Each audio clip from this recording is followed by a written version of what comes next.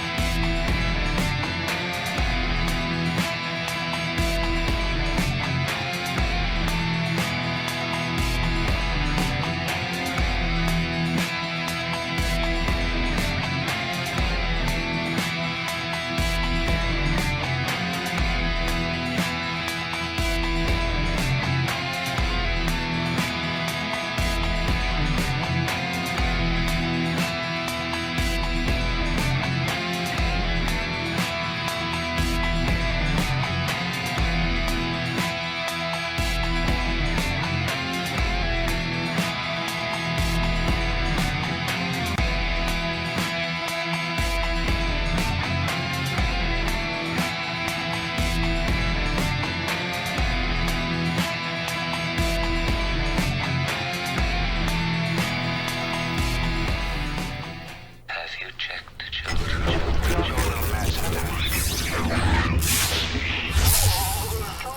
I'm Chucky. Wanna play? Sometimes that is better. You're gonna need a bigger boat. Alrighty, let's get this show on the road. Alright, Dave, did we just lose your light? Or... No, I'm here. It's really dark on my screen all of a sudden. Is it? Yeah. Oh. Wow, super strange. Oh, I am very dark. 1 second. I know why. I was like, as soon as I went to you, it went dark. Timing, everybody. It's symbolism, folks. 1 second. Let me see if I can work this up. It's not the lights in here. It's the here.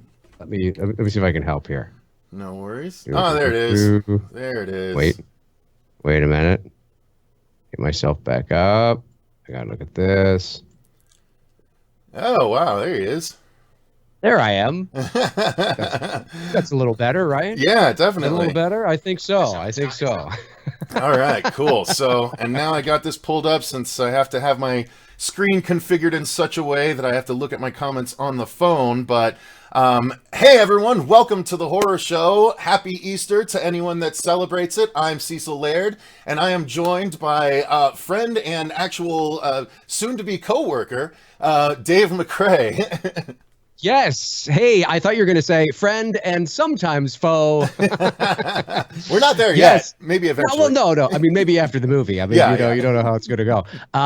Yes, soon. I am counting down the days. We don't know when that's going to be, of course, but I am just as excited now as I've ever been. So really looking forward to the time we can work together with not just you, but with everybody. And thanks for having me on today. It's going to be fun. Absolutely. Yeah. So we're going to do something a little bit different. And in case you guys didn't know, I'm referring to the fact that we are here at the horror show going to be making Dylan's New Nightmare, sequel to Wes Craven's New Nightmare. And Dave here is going to be playing our Freddy Krueger. So I'm imagining most of you guys watching already know that, but just in case not, that's what we were just talking about. But yeah, we have gathered here today, this Sunday, because it's still quarantine time. So normally Sundays are our recording days, but today and last Sunday, we couldn't really do that, obviously, because of the quarantine. So we've been making content other ways that we can. And one of the things that I've wanted to do on the channel, one of the things that we have done is a segment called Startling Storytime.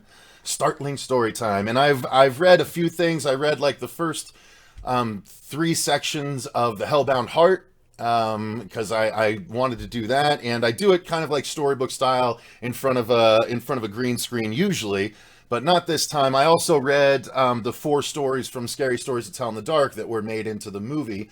So I do this occasionally, and I thought this was a good time to get back to it because about a year and a half ago, maybe even more, I purchased this book because of something my sister once told me. So this book is called Mouse Tales, a behind-the-scenes look at Disneyland.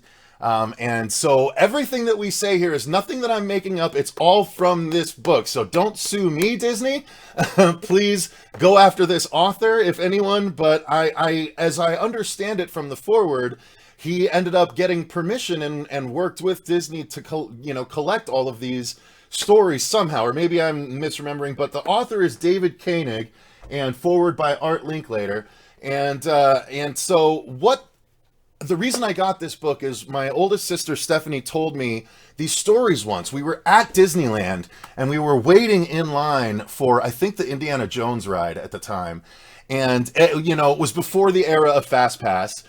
So we were stuck waiting in the line, and during that hour or so, she started telling me about these stories that she had heard from friends that, because she lived in California, and we're at the Anaheim Disneyland, and so she told me these stories that she'd heard. She's like, yeah, apparently some really horrible stuff happens, behind the scenes at the park. And I was like, really? And she's like, yeah, there've been like decapitations and things like that, like people getting gravely injured on rides and things like that. I was like, no way, where do you find that out? And she's like, I'll find out from a friend. And I forgot about it, frankly, until a couple of years ago when I finally asked her, I was like, hey, you remember telling me about those terrifying stories from Disneyland? Where did you find those? And she's like, oh, yeah, that was this book, Mouse Tales. So I purchased this about a year and a half ago with the intention of doing this stream. So it took me a while to get to it. Dave knows how long it can take me to get to something from the time I met him to the time I actually interviewed him on the channel. But the reason I wanted to do this is because it is horror, guys. These stories, having gone through them in preparation for this stream, they're pretty incredible. And there were many times where I was like, oh my God, like, wow. So that's what we're going to be talking about. What do you think, Dave? What are your thoughts on that? Well, I'm excited to hear what some of this stuff is because, you know, I mean, Disneyland, obviously in California, has been around, I think, what is it, 1954, 55, somewhere like around there. Yeah. Disney World, I believe Disney World opened in 1970, I believe it was. I, like you, like a lot of, you know, people of our age, you know, visited these. I'm more of a Disney World guy because, of course, being here in Toronto, that would be the closest to us because we just kind of go south. The first time I was at Disney World was in 1980 as a young baby. And then I was there again in, I think, 89, 90, 91. Like, we kind of made it a summer thing each year. But I haven't been there in years and years and years. But I've always been fascinated by, you know, these types of stories, whether it's an urban legend or sometimes these urban legends have they're not so, you know, fictional. I mean, they have some truth to it. And with a theme park like, see, what's so great about this is that Disneyland, whether it's Disneyland, Disney World, just the brand of Disney, the identity of Disney is wholesome, family, pure, innocent. I'm looking over here and I should be looking up there. I forgot I switched cameras. Nonetheless, it's that wholesome family, you know, brand, right? And then when you find out that there is something that is sort of the antithesis of that, something that may happen that is horrific or creepy or like, no, really at Disneyland? I mean, it's just kind of like, I'm excited to know what these things are because I've heard some things over the years, but I didn't know that there was a whole book about this kind of stuff. So I'm excited. Yeah, well, it's not the whole book. It's actually just 2 of the chapters. So it's about 50 of the pages. Okay. 50 pages, still. But in a 240-page book, that's a substantial amount. You know, it's over a fifth of it is about the bad stuff that happens. But yeah, that's what fascinated me because obviously Disney is known as the happiest place on earth, the Magic Kingdom. That's right. You know, and that's it's just you don't associate that kind of tragedy with it, and right. the experiences kind of run the gamut. I'm excited to go through it with you guys, and that's why that's part of why I wanted to have Dave on because if you haven't checked it out, by all means, please subscribe to Dave's channel. I have it in the link in the description box, and go back and watch a lot of his streams because he does a lot of live stuff now. He's kind of shifted focus to do a more regular live program, which I am a big fan of personally. I most recently. I watched the Vince DeSanti stream, which I thought was great.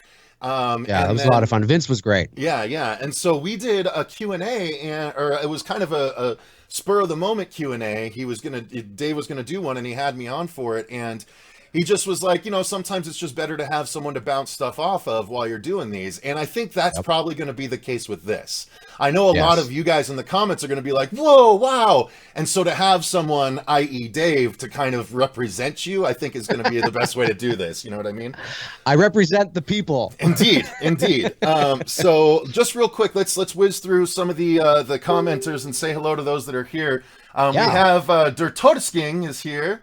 And Jason Nike, we have Corey Dean is here. We have John Burke, Sarah C, Kapani Lay, or Lay. I'm not sure how to say that last name. Forgive me. And then we've got okay. Those are the only chatty ones of the more than 30 actually watching right now. So that's cool. And then guys, we're gonna go through these, and then we can get to some like a Q&A portion at the end as well. So that way we don't have to make everyone wait for what they actually came here for. So Just real quick, though, Cecil and Dave, hey guys, just wondering if anyone has tried to reach out to Heather Langenkamp in regards to Dylan's new nightmare. Is it out of the question to get her in the mix? That would be great. Next question. You guys going to adjust Dave's voice in post-production or let it be natural off the boom mic? Dave, do you want to take that one? Actually, that's not a bad question. Well, it will be processed to a degree. Even Robert Englund's voice was processed, and we want to get it to a point where it's it gives the authenticity of Freddy Krueger while still not losing the performance from myself. So I think we're going to kind of play around with a few things. We have some time to do that now, obviously, and so yeah, it's kind of it's not, we're playing around with ideas of sort of what would be the right fit. But it's a sort of it's a process of kind of playing around with things and what kind of feels right and what's the right sort of approach and whatnot. But yeah, no, there will be some processing added to it to deepen it a bit and give it more of that I guess demon-like, but don't take that as in like it's really, really deep, but just sort of like there's a texture to it, like there is with Robert Englund, and but at the same time it'll be in sort of a nice balance where the natural performance side of the voice is not lost. Right. So yeah, it'll be somewhere in there. Yeah, we're trying to get closer to the earlier process that they did with the Nightmare movies rather than the later, kind of hyper processing and stuff like that they did. So right, we want to have as much of Dave's natural performance in it as we can. Right, because yeah. Sorry, no, I was just going to add something that you said to me months ago, which you were absolutely right, is that one thing we have to remember is that when Robert Englund was playing Freddy, and there's no better example of this than to watch the trailer for the original Elm Street. And when it comes to the point where Nancy's on the phone and you hear him say, "I'm your boyfriend now," that was cut before they added the processing. And when you hear his voice, he goes, "I'm your boyfriend now, Nancy." And it sounds really kind of lame and, cheesy because of what we know it actually is in the movie. Mm-hmm. That is how Robert talked throughout the whole film. It's just this. Well, actually, and too, if you hear him say, "This is God," it sounds kind of like, "This is God." Mm-hmm. Like it's very kind of strange. They left the processing off that one. It sounds like. Well, yeah, but no, they added it. But there's a clip online or in like the making of or something where you actually can hear it without it. Yeah, and it sounds kind of strange. So one thing that's important is that as a voice actor, I can certainly, I'm your boyfriend now and do all that. But clearly I am articulating my voice and my face in a way to go there. And that would work great with voiceover, but you don't want to see that on my face as I am portraying Freddy Krueger. Mm-hmm. So it's really important, as Cecil has alluded to, that it looks like I'm just talking.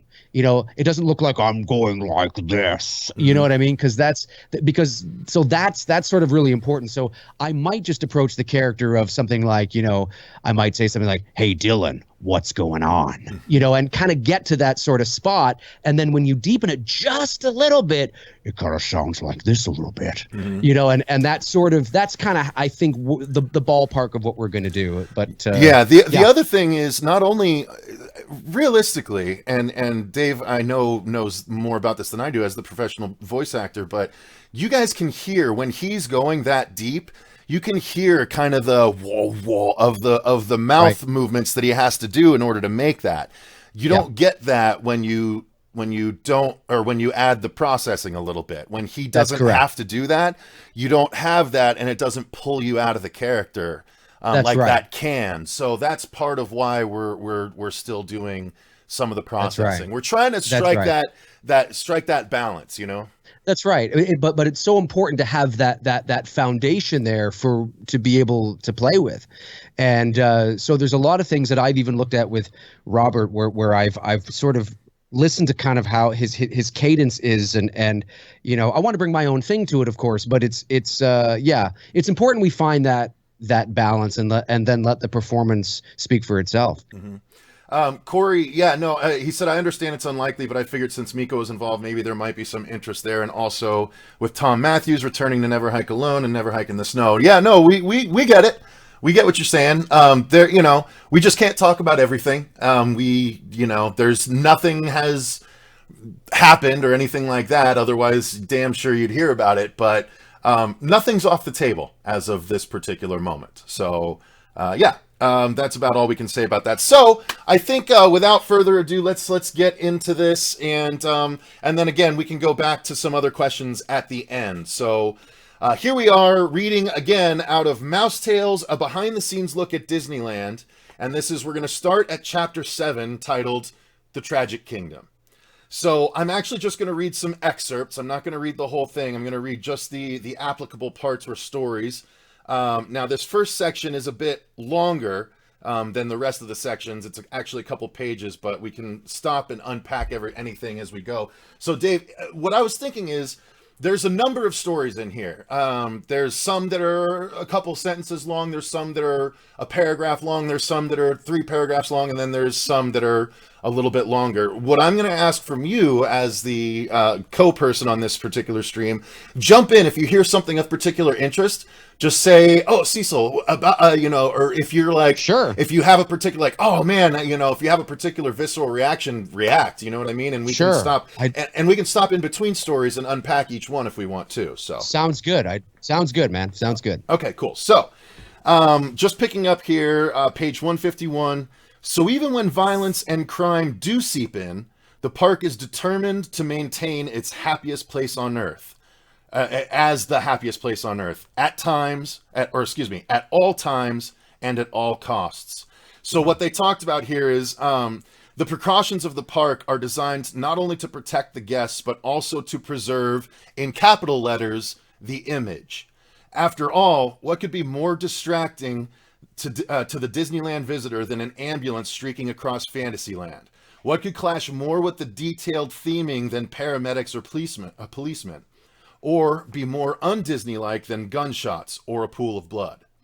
So that's the setup here. Okay, so on March, I like the pool of blood. Yeah. Well, I like that they capitalize the image. It's like, geez, wow, it's that important at Disneyland. Oh yeah. So on March 7th, 1981, preserving the image had the ultimate price: the life of a teenage boy. 18-year-old Mel Yorba was a burly, curly-haired high school wrestler with tickets to an all-nighter at Disneyland hosted by Riverside Aerospace Firm. An all-night party, excuse me. He and 4 friends drove in from Riverside, chugging beer the whole way. By the time they got inside the park, they were feeling sufficiently rambunctious. As they walked past the Matterhorn, Yorba jokingly reached out and pinched a bypassing woman on the rear. The woman's boyfriend, a 28-year-old unemployed drywaller, James O'Driscoll, didn't care much for the joke. Incensed, he chased after the group, grabbing Yorba's skinnier friend Calvin Davis and shoved him against the Matterhorn fence. When his girlfriend yelled that he had the wrong guy, O'Driscoll let him alone. Suddenly, Yorba broke in and punched O'Driscoll in the face, sending him down to one knee. The teens regrouped and walked away towards the submarine voyage, cursing back at the couple. A submarine voyage now Finding Nemo, in case anyone wants to put themselves at the park here. Was the submarine voyage, was that like 1,000 Leagues Under the Sea or 10,000 Leagues Under the Sea or something? Was it that one? It's the one where you get in a little sub with like 10 people and it's just below the surface on a track under the water, and you can see fish and stuff like that. Yeah. So the teens regrouped and walk away towards the submarine voyage, cursing back at the couple. O'Driscoll's girlfriend hurried to his side and told him Yorba was the one who had pinched her. O'Driscoll again ran after the group and this time grabbed Yorba by the shirt. Yorba spun around, struck O'Driscoll in the face, and then dove at him. They tumbled to the pavement. After a few blows, Yorba rolled off the man onto his back, his shirt stained a deep crimson red. According to O'Driscoll, he had approached the teens merely to demand an apology. He brandished his 8.5-inch buck knife only for protection amid the gang of 5. He said he never imagined Yorba would charge an armed man. During the fight, he claimed Yorba fell on the knife. Twice. Ooh. But according Twice. to Yorba's friends, no one knew the stranger was armed until Yorba, during the struggle, cried out, "He has a knife!" Davis said he saw O'Driscoll lunging the blade at Yorba, so Davis wrenched it free of O'Driscoll's hand and kicked him in the head. O'Driscoll got up as if to come after Davis, but stopped to pick up the weapon and fled. The teens began to give chase until O'Driscoll stopped, turned around, and threatened them with the knife to back off. O'Driscoll sprinted from the scene, hoping to sneak out of the park, but Anaheim police were waiting for him at the front exit and chased him back into the park.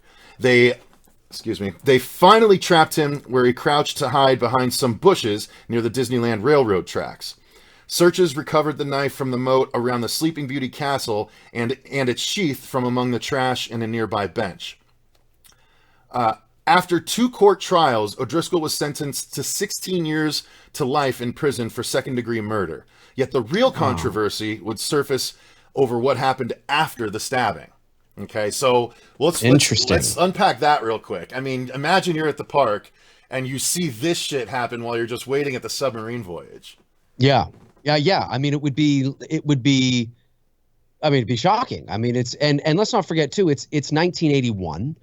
So, I mean, it's a different time and it's, especially at that time. And I mean, it's horrific no matter what time, but especially at that time, I mean, that's still the era of, Sunday night Disney movies and wholesome. I mean, now, because of where we are in terms of the entertainment industry and how desensitized we are. I mean, not that it wouldn't be horrific to see, but like, especially back then, it would have been even extra like shocking to some degree. That would have been frightening to see. Mm-hmm.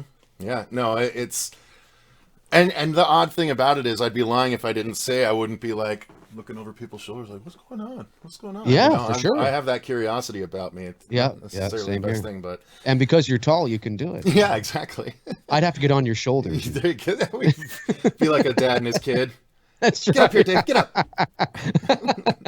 All right. So here we go. After abandoning the chase on O'Driscoll, Davis returned to his bloodied buddy. Yorba got up, took a few steps, and collapsed. A licensed vocational nurse visiting the park had seen the scuffle and came to help.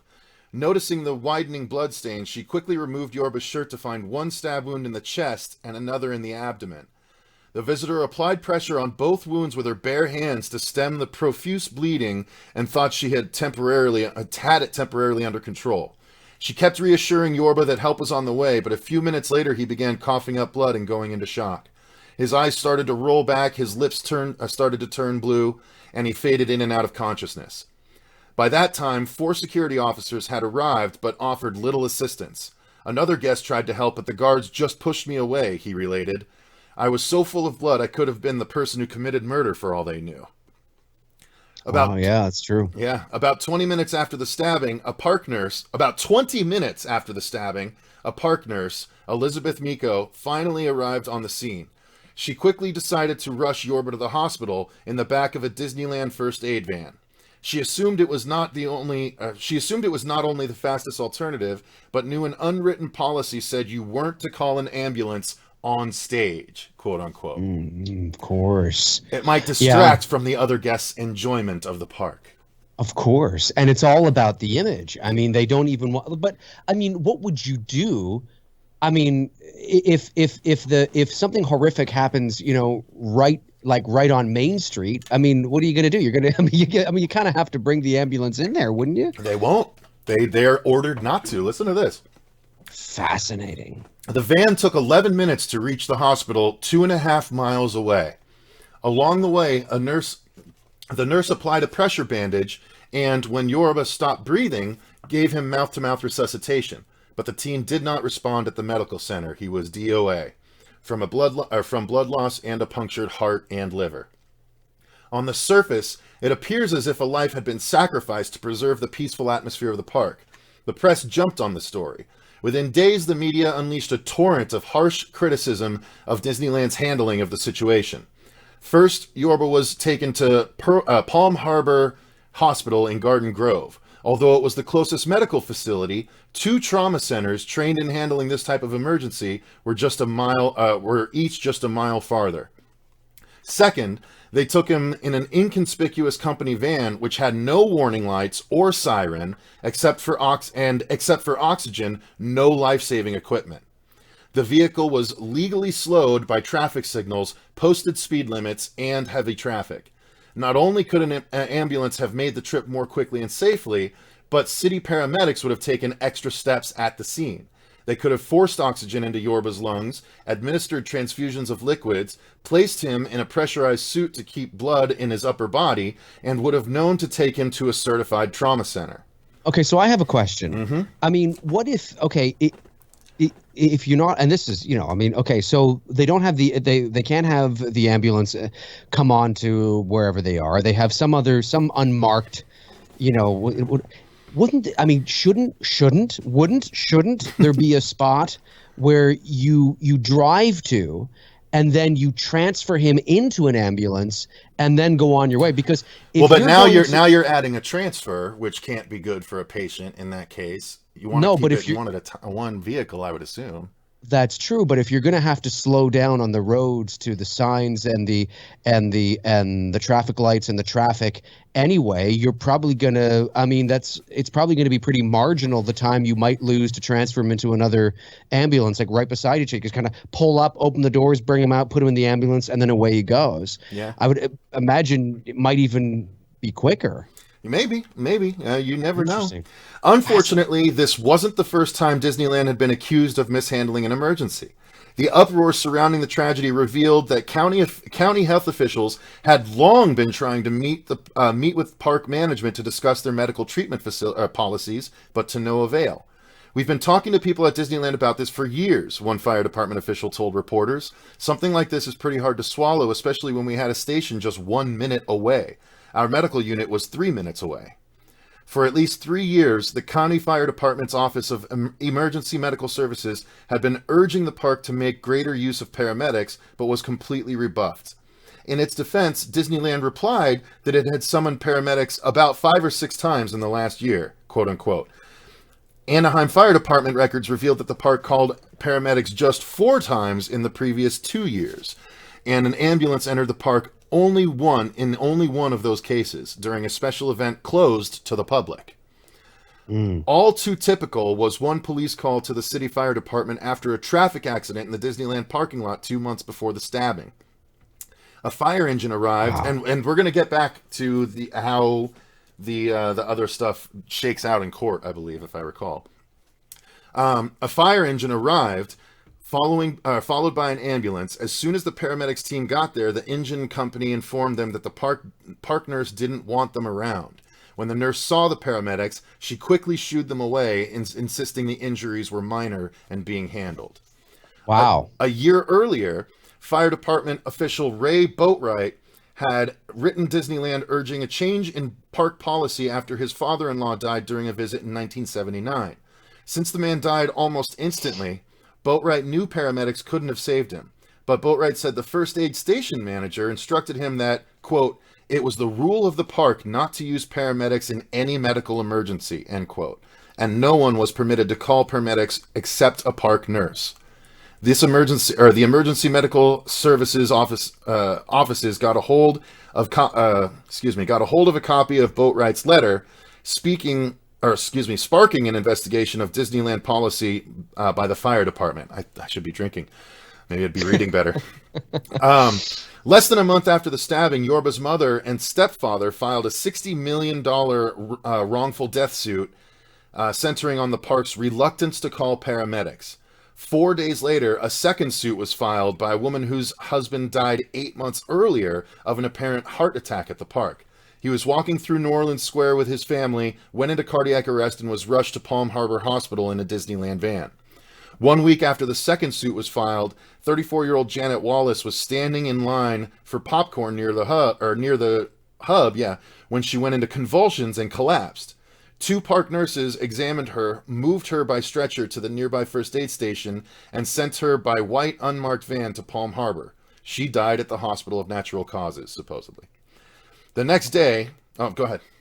No, I was just like, man, Yeah. that's intense. Only about a page left on this this whole situation here. So the next day, Disneyland finally agreed to meet with county health officials, county health professionals. The latest death had no bearing on its decision, the park claimed. They always intended to have the meeting. They always intended to have the meeting. Of course. Yeah.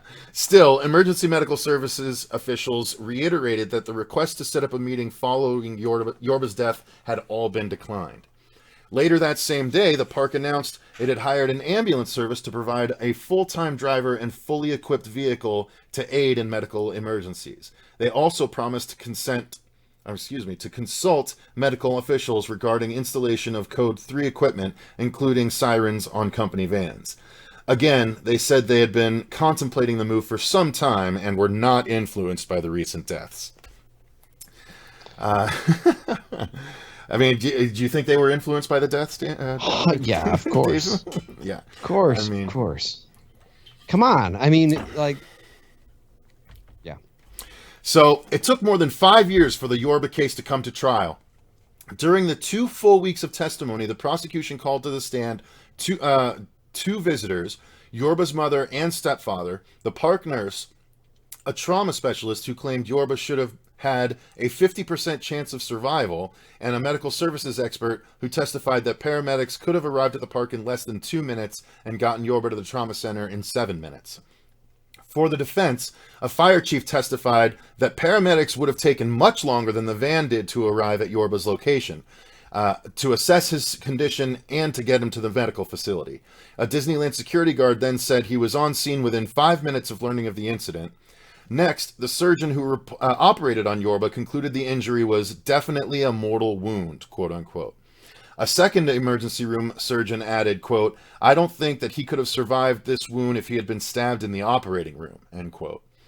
Finally, Nurse Miko was recalled to the stand to say there were times when outside help was called in. In fact,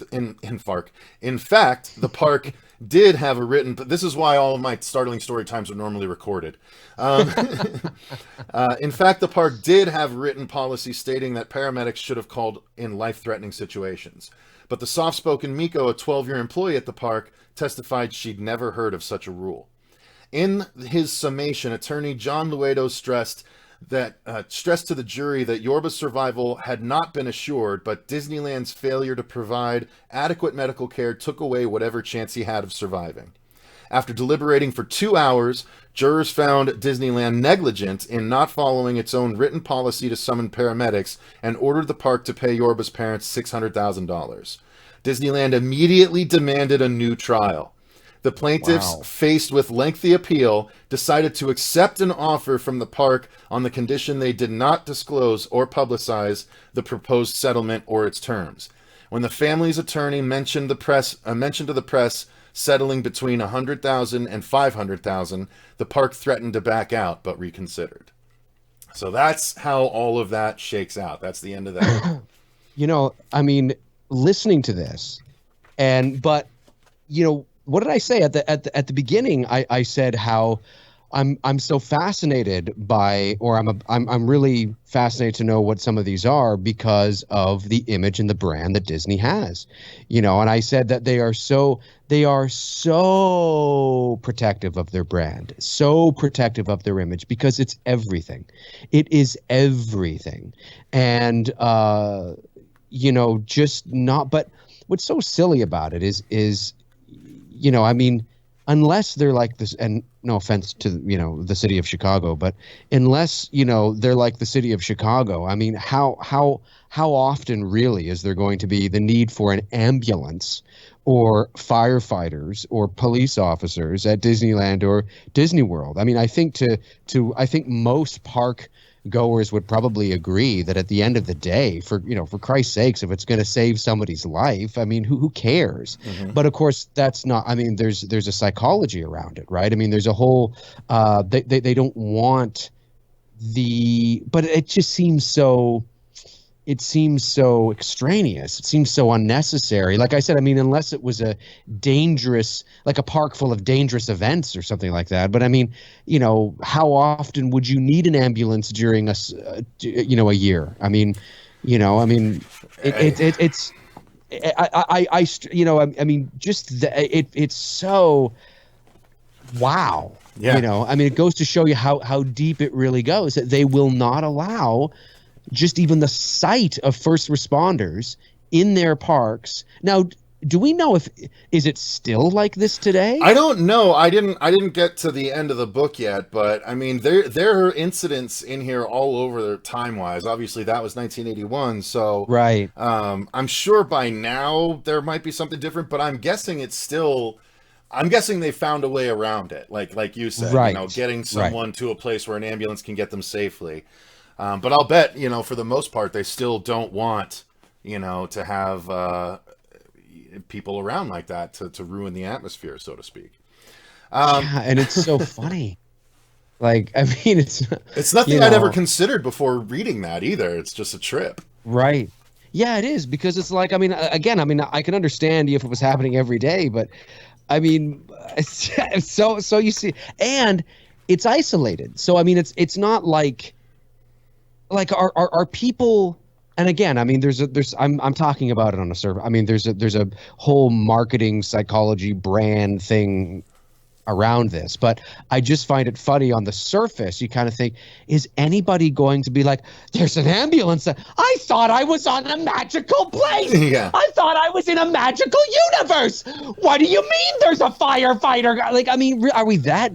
I mean, like, is it really that? I mean, come on. Like, I mean, somebody's dying. Get the fucking ambulance in here. You know? Yeah, you'd think, but they just don't want people to have that memory coming out of Disneyland, I guess. They don't.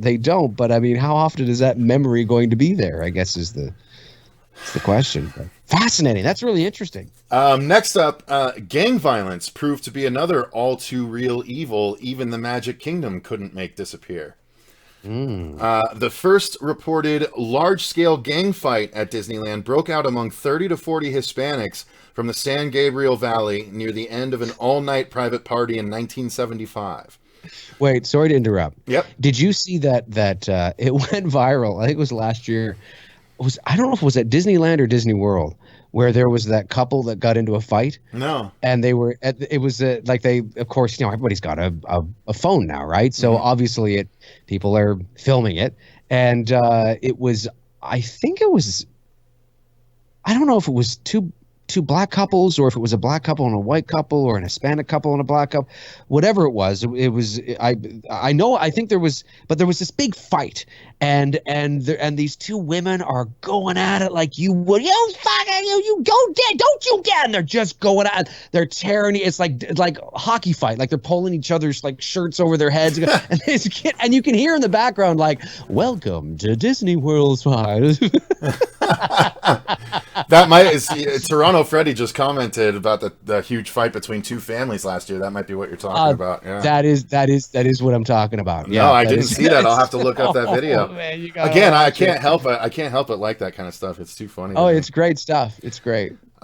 Okay, so let's see. Shouting and shoving turned into a wild melee in Tomorrowland that ended with a 17-year-old drawing a .22 caliber handgun and firing indiscriminately into the crowd. Another 17-year-old boy was struck in the shoulder, a 15-year-old in the left arm, and a 12-year-old girl in the right side of the face. Finally apprehended, the gunman explained that he carried the pistol for protection because he had been beaten up at a similar party the year before.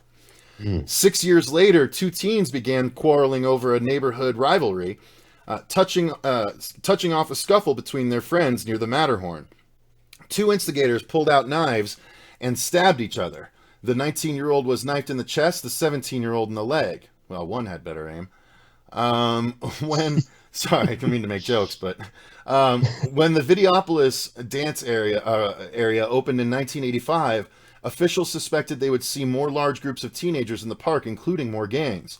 They had seen it happen at Knott's Berry Farms, two similar dance clubs. And just days before the unveiling of Videopolis, bloody clashes broke out between dozens of Hispanic and Samoan gang members at both Knott's and Magic Mountain. Disneyland security quickly began receiving special police training on how to defuse gang conflicts. Police specialists instructed guards on how to on gang nicknames and hand signals. Park officers learned how to spot members before they entered the park, so they could ask them to remove gang-identifying clothing by citing a dress code violation. None of these efforts were enough to prevent the 1987 murder of a gang member at Disneyland. The park was closing up shortly after midnight, March 7th, following a private party when the argument broke out between gang members outside a main entrance. Sparked by a hat worn by 18-year-old Samoan Kaleti Naia, the shouting match was punctuated by epithets over the decades-old animosity between South Pacific cultural rivals Samoans and Tongans. The war of words turned into a fistfight when Tongan Salesi Tai, one day shy of his 16th birthday, brandished a .22 caliber handgun. The fight was broken up after several blows, but before any shots were fired. The two groups headed for the parking lot, where minutes later, Naia and 4 or 5 Samoan friends confronted Tai and three or four Tongan gang members. Naia challenged Tai, who drew his gun and fired. A stray bullet struck a 14-year-old boy in the arm as he walked with his family about 150 feet away. Wow. Several Samoans pounced on Tai and wrestled him to the ground, knocking his forearm to the pavement. As the Samoans pummeled Tai, Naia grabbed the gun and fired 5 shots, 3 striking Tai in the side and back. The Samoans and Tongans quickly fled the lot, leaving the critically wounded Tai behind. He was rushed to the ICU medical center, where he did not respond to treatment and died from loss of blood. About 2 hours after the brawl, police pulled over a van and a Cadillac on the freeway. 13 Samoans were packed in the 2 vehicles. The group led officers to Naia, who was tried, convicted of second-degree murder, and sentenced to 17 years to life in prison. Wow, I wonder if still in there. Don't know. So there's a couple more that are sort of, accidents and things like that are happening. Do you want me to do those, or do you want me to skip right to the egregious kind of deaths in the next chapter? Ooh, let's. Well, it's up to you. I mean, it's your show, but the. I mean, this is all just standard crime stuff. So let's move on to the juicy deets here. Ooh. So I'll be honest here. There are, I believe I marked down about 15 different cases here over the course of a few pages. So there is a lot of nasty stuff that happens, unfortunately. God, there's some good stuff later here. I tell you what, let's ease into it here. During their opening months, many of the roller coaster type rides offered unexpected thrills. Cars would barrel into each other time and again while computer programmers tried to work out all the bugs. Crashes on the newly unveiled Space Mountain and Big Thunder Railroad injured dozens of passengers. The most celebrated smash-up involved the People Mover. During its nightmarish first summer, the attraction broke down about every 20 minutes. This was nothing compared to an evening on November of 1968 when it suddenly started to rain. As one of the train cars neared the top of its bend, its tires lost traction on the newly wet track and the train began rolling backwards. The backsliding cars smashed into the front of the next train of cars, and the next train plowed into them from behind. And then the next. As if in slow motion, the chain of impacts threw screaming passengers from their seats and against car walls, steel poles, the floor, and each other. One woman knocked heads with her daughter and tore her cheek on a metal barrette in the child's hair. Metal barrette in the child's hair. Disneyland spent thousands of dollars settling with the injured parties, 23 in all, and immediately installed slip-free pneumatic tires on their cars. Likewise, aging attractions can be as dangerous as the untested.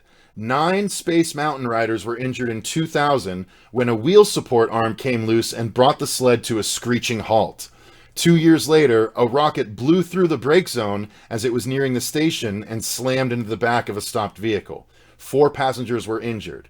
6 months later, the park abruptly closed the decaying coaster and spent the next 2.5 years rebuilding it from scratch. Wow.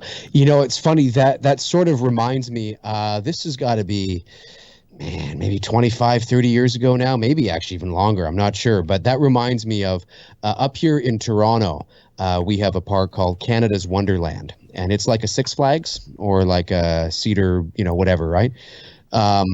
And Canada's Wonderland has been there since 1980, and I don't know if it was in the 80s or not, but there was somebody who was one of a maintenance worker. I think it's a seasonal park, obviously, because we get snow up here. So Canada's Wonderland is open from about May to I think October or something like that.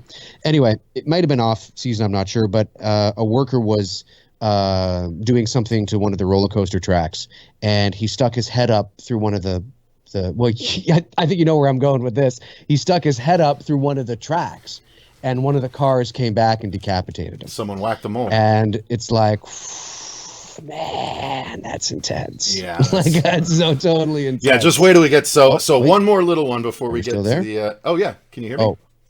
Oh wait. Yeah, now I can hear you. I didn't Okay. I think we froze or something there. I'm not sure what happened. Oh, all right. Yeah. All right, so one more quick one stuff. before we get to the deaths here. So there have been a few memorable blazes at the park. In 1971, a fire broke out beneath a stretch of bobsled track in the middle of Matterhorn. As one family sled reached the bottom of an incline and entered a tunnel, 5-foot-high flames shot through their car. The man and his wife were doused with a greasy substance that stung their eyes and caused chemical burns on their hands and faces. The attraction's sprinkler system quickly extinguished the fire after it had burned a small section of the mountain's interior. Although Disneyland claimed it was unable to determine the cause of the fire, one passenger said he saw what looked like a flare burning alongside the bobsled track. The Toasted Twosome sued. We could see the flames coming on either side of the track, the man explained, so I felt rather sure this wasn't part of the ride. Disneyland settled the suit. Oh my God. Disneyland settled the suit for about $1,000, covering the medical expenses. Wow. 1971, though. Yeah. Jesus. Imagine you're going down and you see like flames all around one section of the track, and you're like, "Oh, we're going through it." Yeah, we're going. Well, you'd think it was just part of the ride. Oh, well, yeah. Nowadays, you probably would. Yeah. Yeah, well, yeah, that's true. Maybe not back then, but certainly now, I'd think, "Wow, it's just pyrotechnic shit they've added to the ride." People are getting off the ride, going, "Man, that special effect was great. It burned my clothes." That's right. All Ride right. the movies, man. Yeah, exactly. So. Here's how they get into this chapter is called Fatal Attractions. So, but accidents do happen, even at Disneyland. Anytime you're around machinery that complex and that many people are involved, it's a miracle you don't have more people injured, said Holmes, who is a specialist. We'll have days when 50,000 people come through the gates. There's a lot going on, and you can't physically control people all the time outside of putting them in cages. If you stay in your vehicle, remain seated, don't hang your arms out, or shake your vehicle back and forth, you're safe. There are a few instances of mechanical failure, metal fatigue, they call it. More often, mental fatigue is to blame. Guests get reckless, thinking, this is Disneyland, nothing bad can happen to me. In reality, you can get hurt on any of the attractions if you try hard enough, and sometimes it can be fatal. The park's first fatality was Mark Maples, a 15-year-old from Long Beach playing hooky from school with friends on a Friday morning, May 15th, 1964. As their bobsled whipped around the Matterhorn, a companion unbuckled Maples' seatbelt. Nearing the top of the peak, Maples tried to stand up, lost his balance, and fell to the concrete below. The impact fractured his skull and ribs and ruptured organs. His brain began hemorrhaging. Disneyland rushed the boy to Palm Harbor Hospital, where the next day he underwent emergency surgery. He died in the hospital 3 days later. His parents unsuccessfully tried to blame the park in court, but obviously there was nothing Disneyland could have done to prevent the accident. Yeah, I don't even think that's Disneyland's fault. No, not if you're... I mean, that other kid better be fucked up for life, though, for doing it. Yeah, seriously. Unbuckling your buddy's seatbelt. Jesus Christmas. And yet I know people, I had friends like that, or at least I knew people like that from school. It's funny. I haven't been on a roller coaster in a while, but like I said, when I do go on them, I'm even nervous. Like, some people will raise their hands in the air, as they go to, I don't even do that. Like I feel almost like I want to just kind of sit there and enjoy. Like, I don't want to do this. I don't know. It's just it feels weird. Yeah. And then of course, like at Canada's Wonderland, we got two gigantic one of those big roller coasters, the Behemoth and the Leviathan, I think they're called, and they're just like you're like 100 feet in the air or something, and there's a big drop. Those how they all those parks have those things, and you're like locked into this thing it doesn't even feel like it's secure. Like it's just this thing that comes down in front of you, and I see people like in the thing going like this. I'm like, I would never do that. I just feel like I got this little piece of plastic to hold on to. I would never get to the top and go, I feels like I'm going to fall out. It feels like I'm going to fall out. So man, I guess I'm not that brave when it comes on that kind of thing. And what a way to go too. Like, what the hell would you be thinking on the way down? You're up there and there you go and you're falling. Oh, well, God damn it. Yeah. God, that sucks. Yeah. No, it'd be more like, Jimmy, you asshole. Yeah, exactly. Why'd you undo my belt? Oh man, that's awful. Poor kid. And again, guys, if we laugh during these, it's kind of laughing to break the tension sort of thing, because these are really awful stories. So yeah, of course. I mean, this is what no, exactly. I just want them to know that. Yes. But this is why the stream is called Tales from the Tragic Kingdom. So, 2 years later, on June 17th, 1966, 19-year-old Thomas Guy Cleveland of Northridge, California, tried to sneak onto the park on a grad night. He scaled a 16-foot fence and climbed onto the monorail track, figuring he would walk the rail and jump into the back Autopia area. Oh, man. A security officer spotted the teenager walking along the track just as a train was approaching in the distance. The guard shouted for the boy to leap clear. Instead, Cleveland tried to hide on a fiberglass canopy about 3 feet beneath the rail. It wasn't low enough. The bottom of the monorail struck and killed him instantly, tearing the body to pieces and dragging it 40 feet along the track. Oh, man. Woo! The driver didn't even know what happened, said fellow monorail operator Guy Perkins. He never saw the kid. All of a sudden, the car just slowed to a stop. He radioed security. It's too bad security couldn't have radioed him, but it all happened so fast. Security was hollering at the kid. He was listening, but he was scared. He just laid on one of the plastic panels that hung under the track wherever it passes over a walkway, and the monorail passes just 2 inches over that. It just sucked him right under the car, and I had to hose this kid off the bottom of the monorail. Oh, my God. Oh, man. That's some Final Destination shit right there, dude. That would actually, and again, we with all due respect, I mean that's something you could take inspiration from. I mean that's almost like what a great death. Yeah. I mean in relation to a movie like Final Destination, it's like wow, that gives me heebie-jeebies. That gives me like.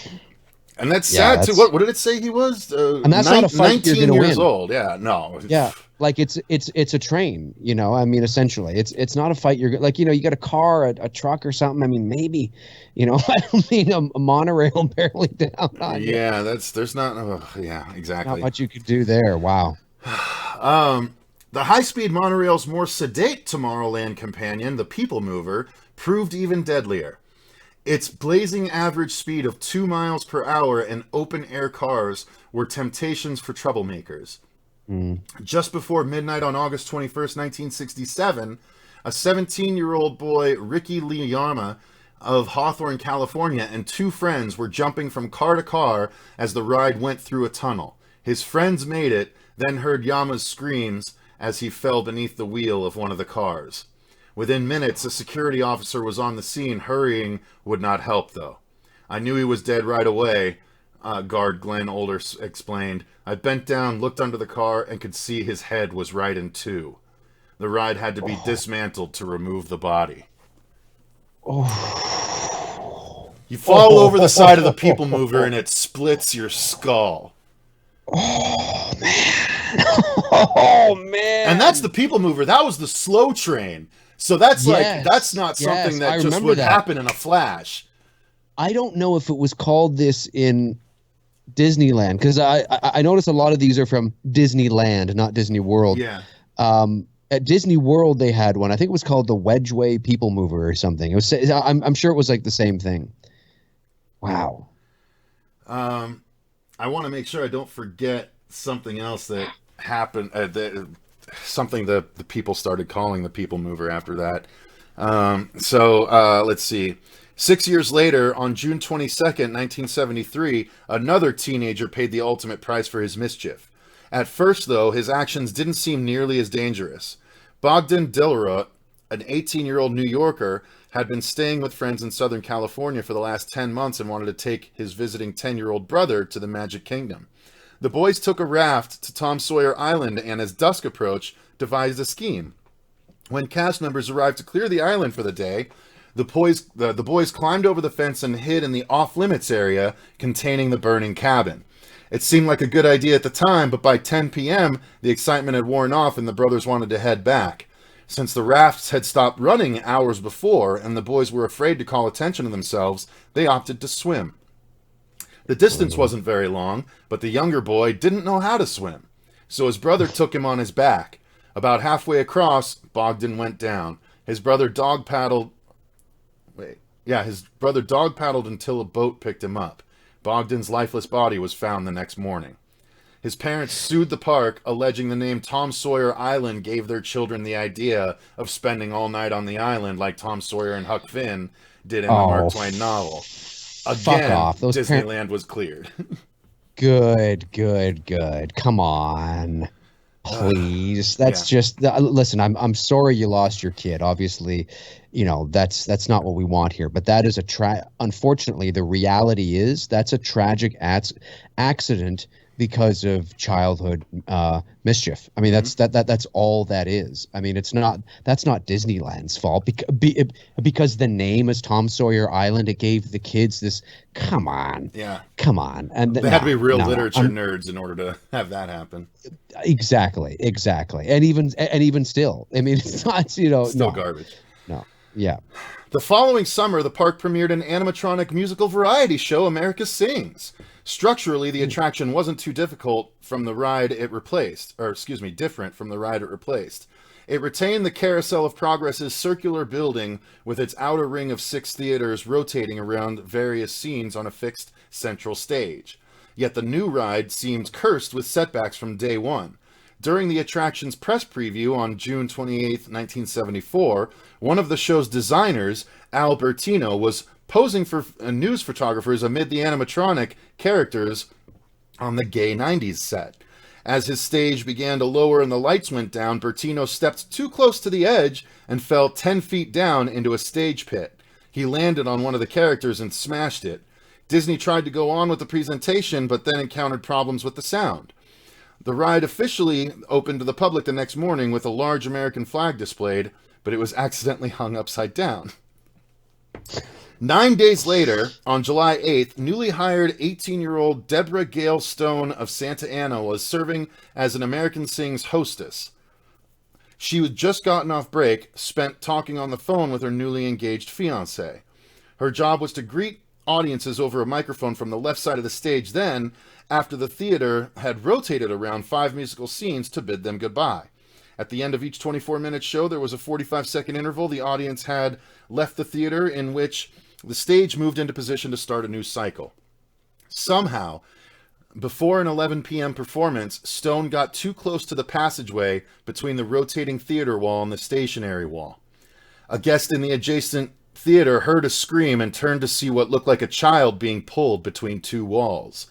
As soon as the theater stopped moving, he notified operators. The 2 passing walls had crushed the hostess to death.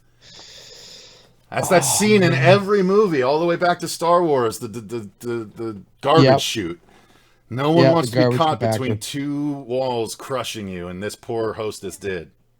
And what a way to go. Like, I mean, you're there, and it's like, so this is how I go. I mean, like, oh, man. Yeah. Talk about claustrophobia, too. Yeah, it's pretty rough, man. Moving on. Unfortunately, tragedies tend to repeat themselves. During a grad night on June 7th, 1980, the People Mover struck again in a near replay of the Yama accident. At 1:30 a.m., Gerardo Gonzalez of San Diego was trying to climb from car to car when he lost his footing and fell under the rear vehicle. It crushed his chest and dragged him underneath for hundreds of feet before someone reported the accident to operators. Unlike the monorail, the people mover had no dead man switch to automatically shut down when something went wrong. It would just run over whatever was on its path and keep going until someone shut it off. Gonzalez was pronounced dead at the scene. 3 years later, grad night. Man, don't go to Disneyland on graduation night. No, folks, stay away from there. 3 years later, grad night was again the backdrop for a disaster, as this time for a second drowning. On June 3rd, 1983, Philip Strawn was feeling good. His class had traveled to Disneyland all the way from Albuquerque, New Mexico, to celebrate the end of high school. The night was also Strawn's 18th birthday, and he had a buddy. He and a buddy had been drinking. Walking through Frontierland at about 11 p.m., the intoxicated twosome noticed an unattended maintenance boat moored at the dock. They sneaked into the blocked-off employees-only area, untied the inflatable rubber motorboat, and headed out for a late-night joyride on the rivers of America. In mid-trip, the sloshed skippers hit a rock, and Strawn was thrown from the boat. His friend tried desperately to save him, but when he couldn't, he sped back to shore for help. An hour later, Strawn's body was discovered floating in about 4 feet of water. Man. Yeah, let's see. Wasn't there a baby just a couple years ago at Disney World that was either, or maybe it was a boy, he was killed or injured by a crocodile? Oh my God, no, I don't know. Oh, maybe, I think I did hear something about that. I can't remember the specifics, though. That was Disney World, though, I think. Ugh, that's not good. No. Exactly 7 months later, on January 3rd, 1984, a much more mysterious accident took the life of a 47-year-old grocery clerk vacationing from Fremont, California. About two-thirds through the ride on the Matterhorn, she crossed a flat bridge and was about to enter the cave on the mountain's A side. Dolly Young was somehow thrown from her bobsled. She landed on her back on the top of the track directly in the path of an oncoming car. As the half-ton sled pinned her head and chest, the entire ride automatically shut down. Puzzled, the foreman sent 2 young ride operators up to investigate. When they arrived at the sled, they didn't see any blood, just 2 legs sticking out from under the stalled sled, like she was under Dorothy's house in The Wizard of Oz. Oh, man. Cause of death under her death certificate was listed as pending investigation. When Young's sled was examined, her seatbelt was found unbuckled, crossed in her seat.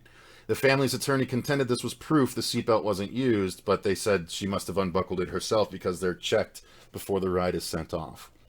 Right. Tragedy struck again on September 14th, 1985 in the parking lot. 7-year-old Jennifer Faith Reed of Torrance, California was with her uncle looking for their car when she fell under a passing tour bus. Its rear wheels ran over and crushed her. Oh. 7-year-old girl. Parents, too. Oh my God. Oh my God. I told you it wasn't going to be the most fun stream, guys. This is horror stories. Man. All right. Disneyland attractions enjoyed nearly 15 fatality-free years until December 24th, 1998. This time, when catastrophe struck, it would not be due to mischief. Luann Phi Dawson, a 33-year-old senior testing engineer for Microsoft, was vacationing from Duval, Washington with his wife, their 17-year-old son, and her 9-year-old grandson. At 10:30, they waited behind the Mark Twain loading dock for a ride to the sailing ship Columbia.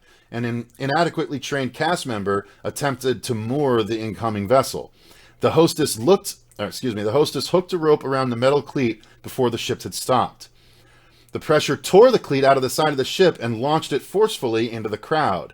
The 9-pound projectile hit the employee's left ankle and tore away parts of her foot before striking Dawson in the back of the head and his wife in the face. Oh, the couple just got worse. Yeah, the couple was rushed to the hospital, but little could be done for Dawson. Unconscious, he had to be kept alive artificially until family members could reach his bedside. 2 days after the accident, doctors turned off the ventilator and he died the following morning. Man. Holy Jesus. That metal cleat shit being thrown out of that, that's just terrifying. That kind of stuff can happen. That's like shrapnel being tossed at you. Yeah, it really is. You know what I mean? Like that, that would be like devastating. Especially in the face. Yeah, no kidding. On September 5th, 2003, a 22-year-old Marcelo Torres of Gardenia, California, decided on the spur of the moment to visit Disneyland with 3 friends. His closest friend, Vicente Gutierrez, was also his partner in a new home-based graphic design business. Their third and final ride of the morning was Big Thunder Railroad. At 11:20 a.m., as locomotive number 2 arrived at the station, ride operators noticed it making an unusual sound. Little did they know, an improperly attached guide wheel, which secured the front engine car to the track, had just fallen off. Cast members decided to remove the train so maintenance could take a look after sending it on one last run. They assigned Torres and Gutierrez to the front row.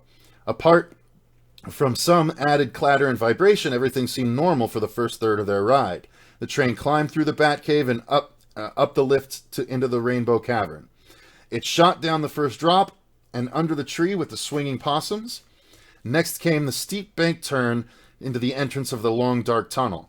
The tight turn caused the corresponding guide wheel on the other end of the axle to dip lower, striking a railroad tie. Halfway through the tunnel, at a small incline, the axle assembly hit the safety brake, sending the rear of the engine car up off the track. The car's roof struck the top of the tunnel. Its upraised rear was plowed into the lead passenger car. The force of the impact injured 11 riders, but the 2 in front were also struck by parts of the engine car. Gutierrez sustained broken ribs and cuts and bruises to the face. Torres suffered blunt force trauma to the head and chest that fractured his ribs, tearing his lungs and causing massive internal bleeding. Moments later, he was dead. Oh, God, yeah. I mean, imagine being the people witnessing this, too. Yeah, being on any of imagine being in line when that train comes back into stall, and you see all this, or doesn't, and you just see all that shit happening while you're waiting to get on the next train. Ugh. Holy jeez, that'd be awful too. My God. Okay, so last couple of official deaths, and then if we want to do some more badness, there's still some badness after that, but although spending a day at Disneyland may improve your disposition, don't expect it to magically cure your health problems.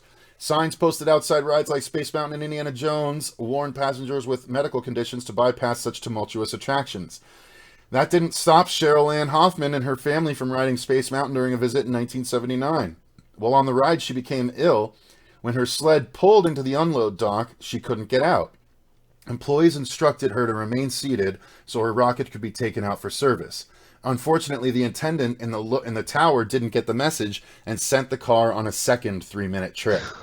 Oh no! He could have shut. Oh no! He could have shut down the whole ride and helped her out in an emergency unloading point, but then she would have to be carried down 83 steps. He figured it was faster and easier to let the ride continue. When the rocket returned to the station, the woman was barely conscious. Attendants carried her to a bench. A nurse and a security guard quickly arrived with a wheelchair and carted her to first aid. There, park nurses tried to console her husband. Don't worry about a thing. Your wife's going to be fine. She just fainted. But when her condition failed to improve, he demanded they take her to a hospital. A Disneyland van drove her to the medical center, where she remained in a coma for a week, then died. Doctors discovered that Hoffman had a tumor in her heart. Presumably, the jostling of the ride had dislodged it. The fragments traveled up to her brain, lodged there, and killed her. The husband sued, convinced the second Space Mountain trip had broken the tumor free, and the park was negligent in not properly or speedily caring for her. The action was eventually dismissed. Really? Into see, now that's a lawsuit that I would, like, if I was a lawyer, I'd be like, well, even if you don't have a case, your job is to make it seem like you have one, but that's something that I'm like, I could see that maybe he's got a bit of a leg to stand on. Mm-hmm. I could see that the ride operator might have been negligent and decided to, I mean, even though he thought he might have been doing the right, like, I could see why maybe you'd want to sue, but no, I mean, that didn't work either. But I think it's probably because she already had that tumor. Yeah. And how is there any way to scientifically prove that The second ride is what did it. Yeah. right? Exactly. I mean, Apparently not. Maybe she would have went home that night and died in her sleep that night. I mean, who knows? Yeah. Yeah. Yeah. Well, or not, that's what the husband has to think about, unfortunately, 100%. Yeah. Medically, at least, Disney cannot suspend reality. Numerous visitors have dropped dead of natural causes. One man suffered a heart attack while riding the bobsleds and slumped over his small granddaughters. When the sled finally returned to the station, operators had to pry the stricken grandfather off the crying girls. Oh my God. That's pretty rough. It's kind of like The Great Outdoors with John Candy and Dan Aykroyd when they go and there's that dead guy. And that's right. The Weekend at Bernie's. Yeah. Veteran operator Hank Filtz had an older gentleman die in his arms as he was helping him out of a Storybook Land boat. 20 years later, he encountered a second cardiac arrest victim. I was in the Pirates control tower. There was a Hawaiian group, and down the second ramp, I could see them waving their arms. One woman was slumped over. Each time they appeared in the monitor, it looked like they were just having a great time. When I saw them standing at the bottom of the up ramp, I asked them to sit down. Then I knew there was a problem. It was a heart attack, and she was only 20-something years old. I tried to revive her, but she was gone. She weighed about 300 pounds, and we couldn't get her out of the boat. Oh, man. That's eye-opening for me, man. I don't know. Yeah. That's well, you know what? And you want to talk about I could see that being an issue. Yeah. Especially when you're, no, and I don't mean this to sound no pun intended, but when you are unconscious or you become dead weight, Yeah. So, if she was that heavy, that would have been tough to get her out of there. I mean, just lifting a 180-pound guy who's dead weight can be tough. Yeah. So that's wow. So that concludes the deaths. Now there are still more accidents and maimings that we can go through that are each, about a paragraph long, so they're pretty quick, but let's take a minute here. So that's a lot of deaths at Disneyland when you think about it. I mean, it is over the course of many, many years, but still. Listen to this. So I don't know if the kid died or not, okay, but this is from 2016. Okay. If you could humor me here. Sure, yeah. This is from Disney World. All right. And this is that thing that I was just talking about. It should have been a dream vacation, a trip to the theme parks of Disney World to celebrate the start of school summer break, But a family's holiday at the so-called happiest place on earth came to a horrifying end on Wednesday when the body of their 2-year-old boy was recovered from a lake after he was snatched and dragged in by an alligator. Jesus. Excuse me, not a crocodile, obviously. They don't have crocodiles there. Alligators is what I meant.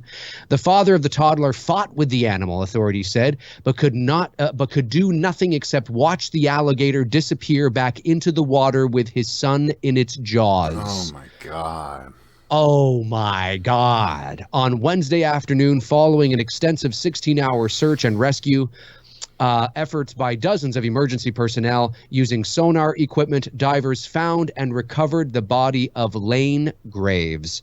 There's no question in my mind that the child was drowned by the alligator, end quote. Orange County. Maybe this is Disneyland then. Maybe this isn't Disney World. No, it says Orange County is there. That's right. They have an Orange County there too, don't they? In Florida, I think. Orange County Sheriff Jerry Demings had said at 4:30 p.m. press conference, quote, "It was a tough message to deliver to them. The family was distraught but somewhat relieved. We were able to retrieve their son with his body intact." Wow. Wow. Can you imagine seeing your son and how old was he? Like, I don't know, like 2, they said, yeah. Yeah, 2. Oh my God. And the picture of the kid here is a cute kid. Man. That's something that would haunt your nightmares forever. I mean, that image, how could you ever get that image out of your head? Oh my God. Like it's one thing to be able to, because he was thrashing and screaming. Yes, yes. I mean, and he's screaming, and your heart must have been just.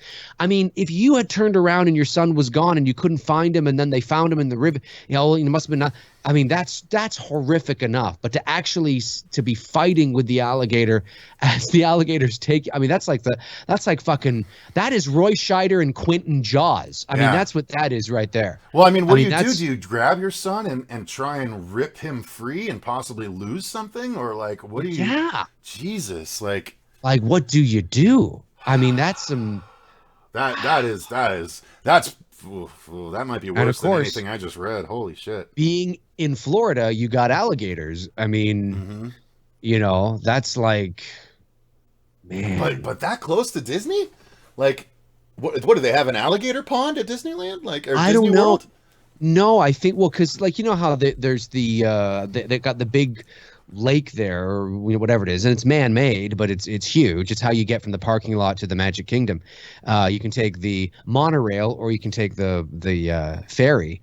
I would imagine that just, I don't know, somehow maybe an alligator was just Damn, yeah, I didn't realize that there was a lake that close. Yeah, going for a walk one day and just was like, what the fuck is this? Oh, hey.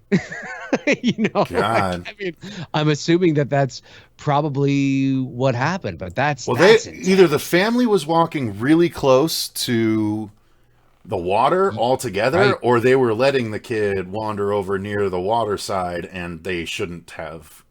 Yes, I would imagine if they were that close to the water, they must have. I mean, unless it's. I mean, I didn't read the whole thing. Maybe it does say in there. I'm not sure, but I would imagine that maybe they were staying at one of the resort hotels or something, and they just so happened to be down close by the water. Or who knows? Yeah. I mean, that's wow. Yeah, I mean, people are saying they go through pipes and stuff. The waterways are man-made, and they can't keep them out. So there you go. There you go. Yeah, so lots of terrible stuff. I don't know. Let's hit a couple of more of these shorter ones real quick. Let's see. Falls from rides. Oh, by the way, I guess I didn't end up reading the story, but after all those people mover things, apparently the workers at the park started calling it the people remover. I was like, oh shit, that's so dark and clever. I can't help but like it. Yeah. Thank you for that. No problem. So falls from rides have caused many extreme near fatal injuries. Adventure through inner space was a constant sight of trouble. The clamshell cars were easy to slip out of, and the pitch darkness disguised the fact that the track would rise up 20 feet above the floor. In the late 1960s, a teenage girl was following her boyfriend jumping from one car to another. She missed. The following car ran over her and she tumbled to the ground below. She suffered severe fractures and lacerations. In 1972, 4 unsuspecting teenagers hopped aboard the People Mover as they passed through the dark tunnel housing the miniature Progress City exhibit.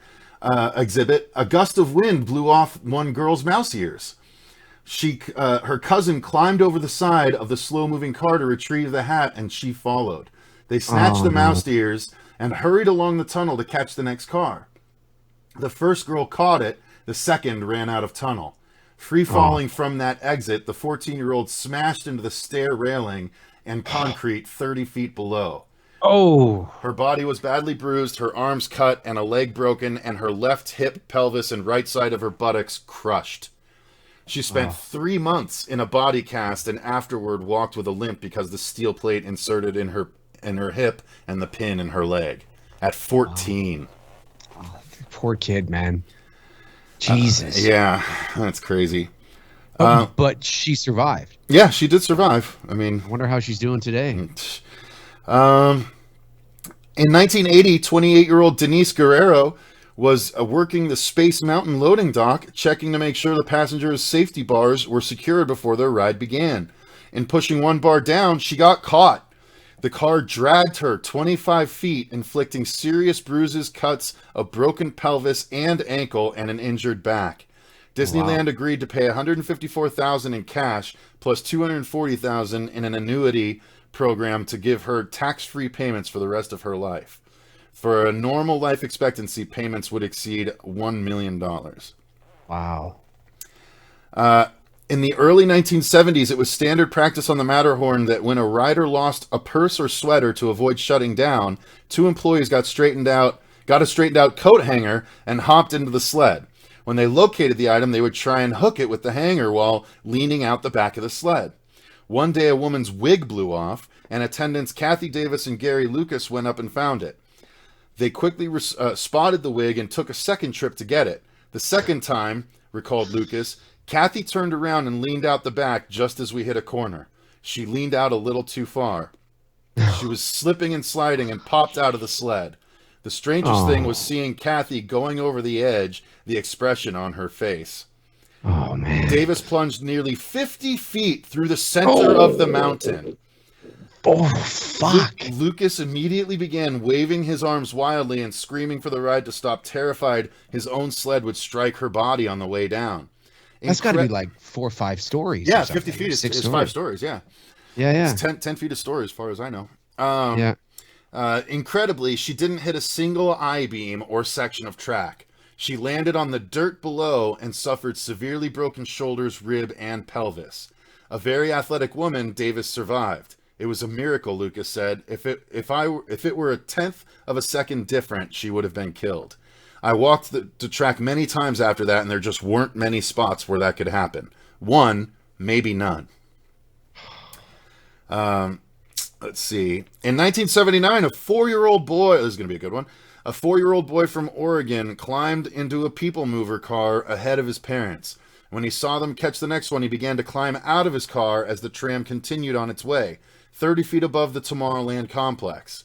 He plummeted down to the pavement near America Sings and Mission to Mars, landing on the left side of his head and suffering a double skull fracture. Oh, double. So you're the parents, and you see your 4-year-old boy in the car ahead of you try and climb out and fall 30 feet below. Not only do you see that, but you're stuck on the ride until you get to the next destination before you can go check on him. That's right. And here, oh my God. I mean, just the anxiety that you would be feeling would be unlike anything. I'd about jump out to get down there quicker. You know what I mean? Like, I think if I actually could find a spot to get out, I think I probably would. But here's the thing. What was their 4-year-old child doing in the car ahead of them? Why wasn't he with them in the car behind? Who knows? I mean, I'll be honest. I can see it happening because once when I was in New York with my family, when I was really young, we were supposed to get a taxi and a cab arrived, and I just got in before my parents were ready. And so the cabbie started the meter, and so when they're like, no, we're not ready, he like forced them to pay for it or whatever, because I thought we were ready and I got in the car. So maybe he thought they were ready and he got in the car and they had to, I don't know. I mean, who knows, Jesus. man? Well, the people mover, again, it's like 4 cars. So maybe it was just like one of the ones ahead of them, but in the same train. You know what I mean? So he was just trying to climb back one car, but slipped and fell. I see what you're saying. Yeah, maybe. I just think when your kid is that young. I mean, if your kid is like a teenager and he wants to be on his own and, or maybe it's him and his sister and they want to, be on their own in the car ahead or something. I mean, that's one thing, but 4-year-old he's just barely not a toddler anymore. Yeah, you want to hang on to those. Yeah, you want to hang on to those little ones. Like, wow. 4 years later, 18-year-old James Higgins and 2 friends visited the park, invigorated by a little drinking they had done before entering. They boarded Space Mountain, and somehow during the ride, Higgins was thrown from his seat. His body was hurled against a wall and fell 5 feet below the track. When the sled returned to the station, his friends realized someone was missing and notified operators. Comatose for 4 weeks, Higgins finally awakened with severe spinal injuries and some brain damage. Wow. Man. I mean, I'm listening to these stories and it's like, it's true. It's, sure, it's the happiest place on earth, but I mean, there's a lot of things. I bet you Disney would love to keep these things under,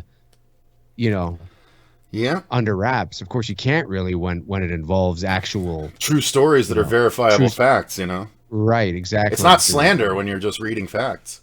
No, exactly. It happened. It's not hearsay or urban legends about the guy that apparently murdered some of the cast members in aisle 4. No, it's not like that. I mean, this is actually real shit. you know, and that's intense. That's intense. I think the ones so far that you have read that have resonated with me have been the first people mover death, the monorail death with the kid who climbed onto the tracks and tried to get underneath, but he was just still too high. The 4-year-old boy, I guess, the one the little girl that fell under the wheels in the parking lot of the bus, the bus, yeah, tour bus, and just some of those have just been like, oh my god, and or what was that? Those and the cleat one, the metal cleat one. Oh yeah, that's like shrapnel hitting you in the back of the leg, then the face hits. Well, yeah, it almost sheared off someone's foot, right? It hit their ankle and then bounced up to hit him in the back of the head, and then off of the back of his head into her face. Right. So she technically saw her husband get the mortal wound before it hit her in the face. That's right. That's right. And did she survived though? She did survive, but yeah, wow. he did not. So last couple that I had marked. Right. At least one guest has also bounced from Big Thunder Railroad by working his way under the safety bar. In the early 1980s, a high school student stood up in the rail car and was thrown out onto a ledge. He was taken to the hospital but sustained no lasting injuries, so not bad for him. Not bad. And then in 1991, news reporters speculated that another Big Thunder rider had been ejected after a 40-year-old Romanian man was found lying on the catwalk along the track where the train passes through a dinosaur skeleton. He spoke no English, but was able to tell the Romanian park mechanic that the last thing he remembered was feeling faint during the ride and that he may have passed out. He suffered only a broken leg. Apparently, while he was riding, he lost his glasses or something, said Robbie Boyd, who was working grouper at the time. When he came back to the station, he tried to tell the unloader that he had lost something, but since he didn't speak very good English, he was pretty much ignored. So he decided if nobody would help him, he would help himself. Back by the bridge near the end of the ride, was in an area called Safety 3, the man was able to squeeze through the fence. While crossing the bridge, he evidently slipped. He was very unlucky to have made it to the little control panel on the bridge, which is where you reset the brake and you are away from the track, Boyd added. I remember trainloads of guests coming back into the station, and some of them were stopping by to tell us that there was some guy who had gotten hit by a train. Pretty scary stuff. A power disconnect was hit and the ride was evacuated. Sure enough, the guy was laying out on the bridge just away from the track so that he wasn't getting hit by any trains. Wow. The lead that night was an EMT, and he actually administered first aid on the guy. He was taken out through the backstage to an ambulance. So, wow. Yeah. So that's again. There were some other ones that were just more injurious and stuff like that, but those were all the ones associated with rides. Which, you know, again, being a fan of that one Final Destination with the roller coaster, I always loved that. Because, you know, we all growing up have had those thoughts about, Jesus, what would happen if this roller coaster went bad? And like, and we finally saw it in that Final Destination movie. So I was, again, morbidly fascinated by the stories in this book. And again, if you're curious, it's called Mouse Tales, a behind-the-scenes look at Disneyland by David Koenig. That's really cool. Like that, so. That's really cool. Yeah, no, thank you for sharing that and allowing me to gain some insight into that, because there's a lot of it's, you know, as somebody, again, I haven't been to Disney in quite a few years, but I really enjoy the parks. You know, as a kid I did, and I enjoyed all the rides. And of course, again, I actually have never been to Disneyland. My Disney experience has always been in Disney World. So it's always been at the Magic Kingdom and Epcot, and you know, it was MGM Studios back in the day, but now I think it's just Hollywood Studios and whatnot. But the parks are very similar in terms of things that they have, and to know that a lot, and I can only imagine that, I mean, similar things have happened at Disney World. I would imagine. I mean, you have, we have like 4 or 5 parks there. It's been around since 1970. I would imagine that there are probably a lot of things there too. It's the largest, theme park resort in the world. I would imagine that there's a lot of things from that park too, or those parks, I should say, that would be really kind of creepy to know about. Yeah. I imagine there's probably books focused entirely on these kinds of things. So I don't know, maybe if enough people like this, and if you guys enjoyed this and you're watching it later, let me know in the comments down below if we should maybe attempt to find more stories to go through, or if this is just too damn depressing to revisit, which I could see as well. But yeah, no, I actually went to, I've only been to Disney World once that I can remember. I think my family went there when I was younger, and to date myself, it was all the way back when Figment, the purple dragon, was the mascot. He was the mascot of Epcot. Yeah. Mm-hmm. He was the mascot of Epcot because it was all because a figment of your imagination. Oh, I never put that together. That's too funny. Yes, and Epcot was at the time it was about the more of the future and using your imagination and things like that. And yeah, he was the that would have been probably the like late 80s, early 90s. Yeah. And he was the mascot of the Epcot. Well, then it was known as the Epcot Center. I think now it's just known as Epcot. Yeah, it was Epcot Center back in the day. Yeah, that's what I remembered it being called then. Yeah, and I remember too, because I think we're only a year apart. Okay. You and I, and because I'm 40, you're 39, right? Yeah. Are you just? I'll be 41. Yeah, I'll be 41 in May, and so we're essentially the same age. And I remember, that would have been like early 90s. And I remember buying well, not me, obviously, but my mom bought me a Figment little stuffed animal. Yeah, I had him too. I loved it. Yeah. I loved him. I thought he was great. He was so cool. You know what's funny? I'm a comic collector and have been for years. Actually, just about 2 years ago, they put out like a 5-issue Figment comic book series. Like they brought it back for a little fantasy comic book. It was kind of cute. That's cool. Yeah. I didn't even know he went away, but I guess. Oh yeah, no. Well, I don't know. I haven't been to Epcot in that long, so I don't know. They should bring him back. I thought he was a cool little character. He could, a purple dragon. There's a lot you could tell with that story. So Yeah, named Figment. I mean, come on. Yeah, no kidding. Yeah, exactly. Like that's amazing. How has but Disney you're right. Not There's a lot tackled that as a property at this point. Yes, they've tackled every damn thing else and their own stuff twice. Exactly. No, I agree. I'd love to go back. I haven't been in over 20 years, and I'd love to go back to Disney World and see what it's like now. I mean, and the ghost town go on. It will be. Yeah, well, at this moment, yeah, for sure. Well, I mean, but that's the interesting thing. Even when people are allowed to go back, will they? Or will they in droves? Or are people going to even? I mean, are people going to even go back to the theater in droves? When's the next time we're going to get $100 million movie? Like the parks are going to suffer the same thing.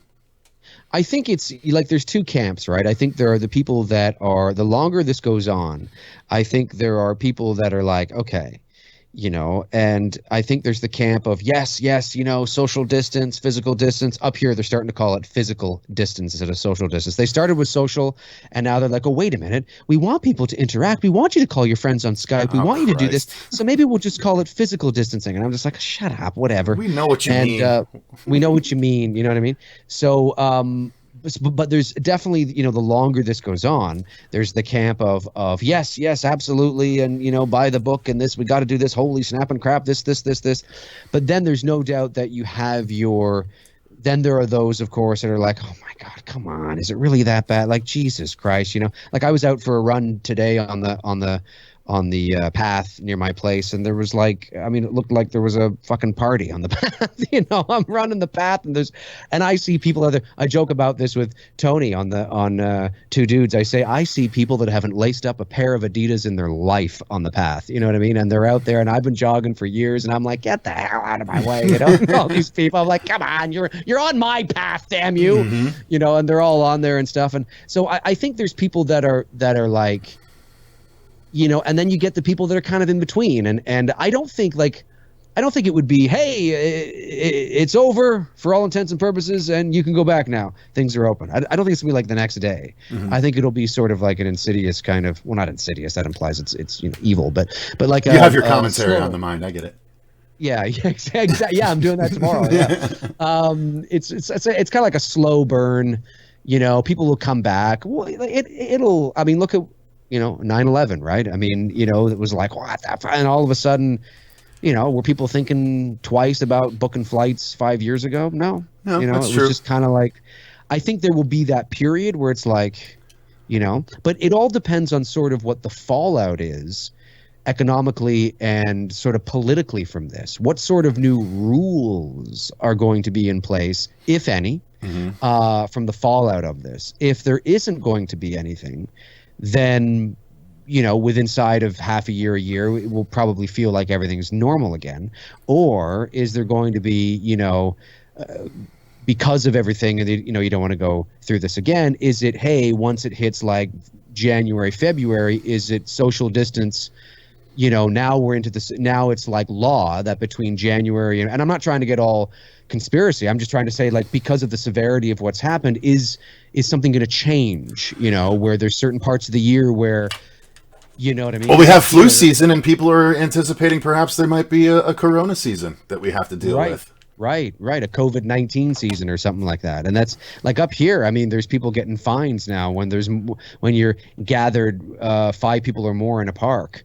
And the fines range from like $100 to $5,000, whatever. Well, good. I mean, it needs to happen. We are flattening the curve, but we can't let off the gas as a result. Yeah. Yeah. It just makes me wonder if it'll. I don't know. It's interesting. So guys, I think we can go for maybe another. Are you good to go for like another 15 minutes or so? Yeah, we can take it to 8 o'clock if you want. Yeah, that's what I was thinking. So guys, we'll run for about another 15, 20 minutes. Toronto Freddy sent in a super chat. Thank you very much. I had a close call with my daughter when she was 5. She almost had her head squished in a revolving door. Man, I grabbed her so fast, my heart stopped. Damn. Man. That would be terrifying. Oh, my goodness. Thank goodness she was all right, I'm assuming. Yeah. So, I mean, wow. Geez, I'm definitely glad you snagged her. Whew. Yeah. Man, so kids, man, they can move so fast, those kids. I know.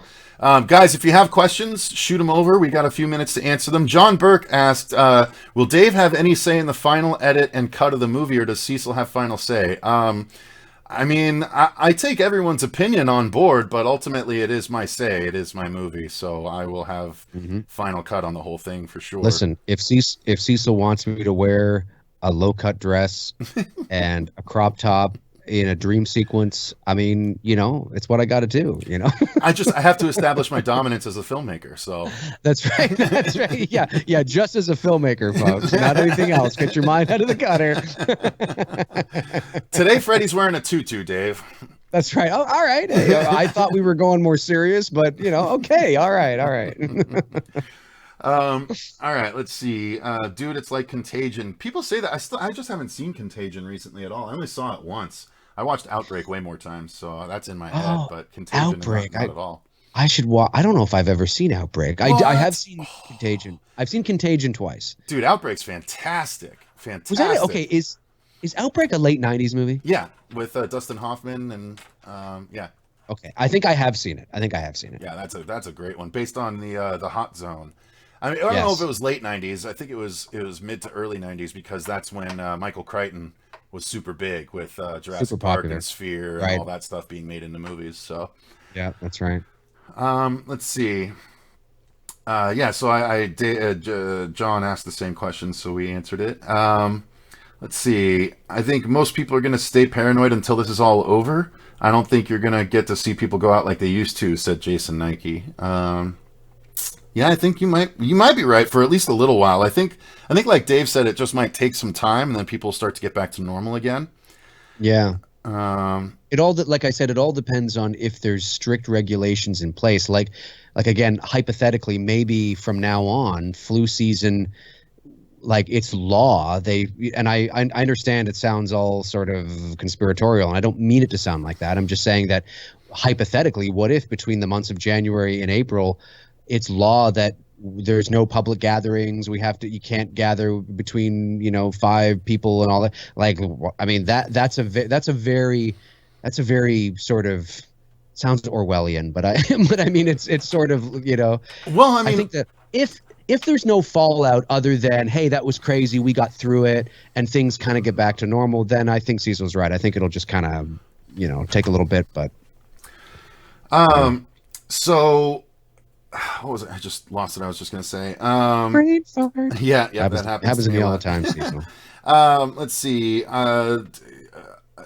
Corey Dean says, "At Jason, I agree. I'm scared to go to Halloween in October." Yeah, that's. I usually do Halloween Horror Nights in October, at least the last few years, but I'm probably going to skip it this year just because I just want to be safe rather than sorry. True. Let's see. Will Dave have to follow a strict script, or can he improv? John Burke asks. I mean, I'll obviously want to capture the script, and then if he has some ideas, again, I'm open to it. But we're going to be following a very strict schedule to film the entire thing in just 5 days. So I have to be, somewhat stringent on the scheduling and everything, or at least my AD will. But yeah, why, John? What you think this show can't get on the road without Dave's input? How dare you? No, of course, no. I'm a very collaborative guy when it comes to filmmaking. The script meetings that we've had so far have been collaborative. There were 4 of us on the last call. I wasn't able to get Dave in on it. I'm going to get him in the next one because what we're trying to do is finish the first pass of the script, and then we're going to come in and have a full read through with you, Dave, and then we're going to get all your input on it at that point. Sounds good. But yeah, last time we had myself, Vince, Renee, and Miko all on the call as we went through the middle section of the script. So we have one or two more script sessions. In fact, tomorrow is the next one. And then once that's all done, we're going to do a big full read through with as much of the cast as we can. And at that point, yeah, I mean, that's the thing. There's not much need for improv when we have this much time to prepare and the script is ready at this point and stuff like that, Yeah, it comes down to, being a collab, like making a film is a team effort.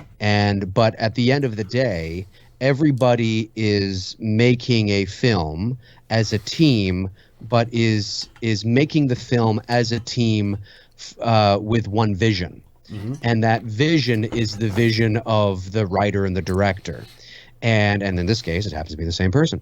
Mm-hmm. And so we're all sort of, if something deviates too far away from the vision that is in place, then obviously, that's not something that, there isn't really any time to go, oh, hey, I got an idea, unless you're solving a problem. Mm-hmm. But there really isn't much time in the moment to change course and start doing something completely different. Right. And so like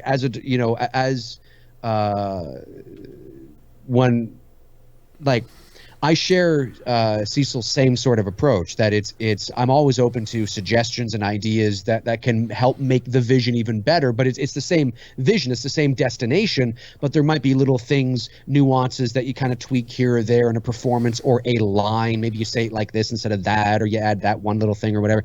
That's not a big deal, but at the end of the day, it's all us working together for Cecil's vision and what he wants, and there's not too much that we can stray away from and go off on our own sort of kind of thing. You know what I mean? It's all, but it is collaborative and working together, and I'm just so thrilled. I just can't wait. I don't really care that I'll have to be in a makeup chair for 4 hours or 5 hours. I don't care, man. I'm going to be having a ball and working with you guys and getting to know Nora and her team even more, and just being in the environment and making this thing come to life. I mean, that's what it's really all about. I think we're going to have a dedicated Freddy BTS makeup cam. Like, just set up a GoPro in there to film the entire time, because I want to see you go from day one, like, yeah, all right, let's get this going, to the end of day 5 going, like, just see how that goes. Right. Like, after all that time of sitting there for 5 days in a row, like, yeah, I could be done with this, but you're actually not. You're going to be there the whole time, but you're only going to be in Freddy makeup 4 of the days, so That's I right. think that's what it is for. As far as I know that you told me, yes, I think that's how it's going to be. Like the first day I'm there, I don't think I am. No Freddy on day one, but there will but be. definitely going to be on the set because I want to come to the set, meet everybody, and well, and Nora's going to do some prep stuff with you that first day as well. Exactly, exactly, yeah, for sure. Let's see. Ray D, can't wait to see Dave as Freddy. Awesome. I can't either. I'm actually really excited for the first time to literally see Dave as Freddy. Like once the makeup is totally complete and he's in full costume, to see him come out and like see what that whole thing looks like, I'm really excited about that. Because I know once I can tell that Dave's the kind of guy that once he's in the makeup, like he won't be able to help but kind of just assume the personality. 100%. I've like in my past when I would do some theater or I've done some commercial work and things like that. This was before before I launched into the VO side of things, and it's true. I mean, it's all about, especially when you become that kind of a character. Like it's one thing to play a character where you still look like yourself, but you're playing somebody else. But when you can lose yourself in the makeup, and I know the kind of look that Cecil wants. And when I look at that look and I think about sitting in that chair and watching the evolution, becoming that character and getting up and, walking around, there's no doubt that you're going to see me even off on my own, looking in the mirror and doing all stuff and just becoming the character, Oh yeah, I can't wait. It's going to be blast. I imagine, I wouldn't be averse if you just wanted, the room to yourself for a bit once you're ready before you come for the reveal, that's fine too, obviously. Yes. So let's see here. Anibal Rivera says the Stand miniseries will be a huge success with the Corona crisis. I don't know. I think some people might consider it in poor taste, like that shit ass full moon Corona Zombies trailer that just dropped today. That's inexcusable to me. Like Full Moon is bad enough as it is, but to go that far over the edge, like, to just capitalize on this thing where, many, many thousands of people are dying. It's kind of gross to me. Yeah. I don't know. I sort of think though that I made a post about this a few weeks ago, and then somebody said, "Oh, but there is a zombie COVID-19 thing coming," and I was like, "Well, that's not kind of what I mean." I do believe that give it 5 years, and there probably will be a COVID-19 Hollywood film, but it'll be done, but in a serious way, like Contagion or Outbreak or something like that. Yeah, exactly. It won't necessarily be exploiting it, although it is always exploitation on some degree. Sure. But there were people that thought there would never be a 9/11 movie, and there were two of them. There was World Trade Center and Flight 93. So and those were like only 5 years after 9/11. So if you don't think there's going to be a COVID-19 movie, it's going to be different, though. It's going to be different. It's not going to be such a big event disaster film, I don't think. Or I think maybe it will, but they're going to have to frame it differently. I think they're going to have to attack it through family storytelling. To be a a bunch drama. of different families rather than focusing on a guy trying to figure out the virus. Do you know what I mean? Right. It'll be right, that like an kind of apocalyptic sort of. Right. Yeah. As opposed to like the big event kind of thing. I don't know. We'll see. How long will the film be? Dylan's New Nightmare is shaping up to be between fairly between 20 and 30 minutes, probably around the 25-minute mark. The script is a little bit shorter, but we're doing a lot of stuff that's going to necessitate some time on camera, so it's going to be a bit longer than the actual script. So yeah, probably about that length. Let's see. Corey Dean, what's your favorite and least favorite Nightmare film? So I'm sure we've answered this at various times, but just real quick, my favorite is Part 3, and my least is Freddy's Dead. How about you, Dave? What was the question again? Favorite and least favorite Nightmare film. Favorite and least favorite Nightmare film. Favorite is the first one. Least favorite is Freddy's Dead. Okay. Jason Nike, I watched The Descent the other night. What a brilliant film. Why is that movie not talked about more? I think that movie is talked about pretty well. I mean, it's an old movie. I mean, why are other movies that old not talked about more? Because they're not really in the zeitgeist currently. But everyone loves The Descent from what I know. It's the second one that becomes polarizing. It's fantastic. The Descent was the first movie trailer I ever voiced. And I remember when I was doing it, I remember thinking, I gotta see this movie. And I remember renting it at the time. It came out in 2005, I think, and I loved it. I thought it was fantastic, and I never saw the second one. But it's cool. It picks up right where the last one leaves off and brings back the actors and stuff. So it's actually pretty neat. But because I both really liked it and disliked a big part of it as well. Like I thought it was great. It's one of the earliest claustrophobia terror movies that I can remember.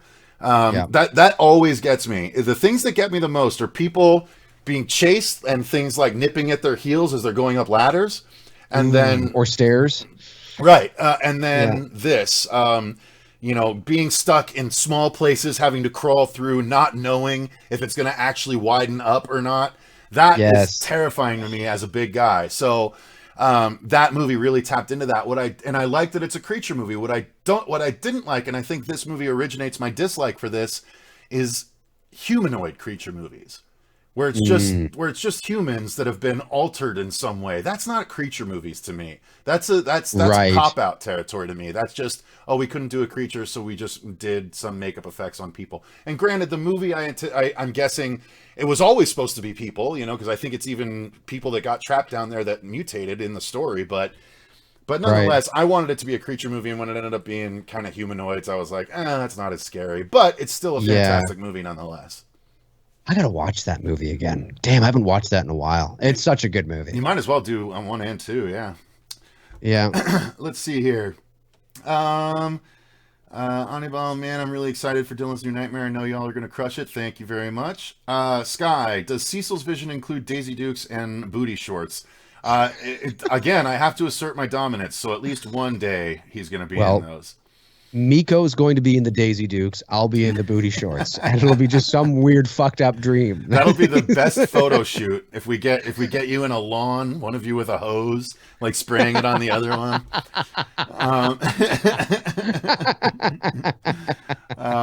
We'll just make our own car. We'll do a car wash movie with you. Car wash. We got the car wash. Dave's probably going to be just like Robert in the makeup chair. He's a talker. Maybe. Yeah, probably. Maybe. I don't know. It depends on. Funny enough, it's funny. It depends on the.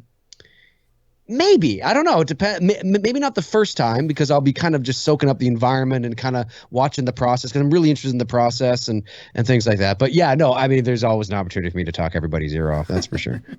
John Burke asks, what nightmare movie influences your movie the most? Part 2, Part 3? I would say Part 2 and Wes Craven's are the ones that I'm looking to have influence it the most. So Part 2 and Part 7.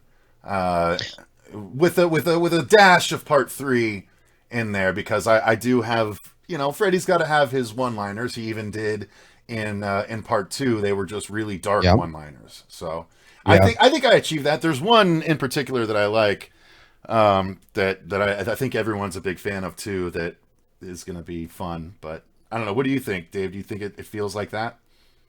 Yeah, I think so. I think with the makeup that I know that you are putting together, or that Nora is, and when I think of that, and I think of sort of the scenes that are in the script, and and again, I mean, it's a 25-minute short, so it's not like it's this epic feature. I mean, people have to remember that it could be the first of many more. Who knows? But I do like the environment that's being created and sort of the stage that's being set for this kind of a return. And there's a few shots that I think of, a few moments in the script that I think are going to be really really cool. And I think there's going to be a lot of opportunity there to really sort of present Freddy in there's a few moments in particular that I think will be very classic Freddy. You know what I mean? Mm-hmm.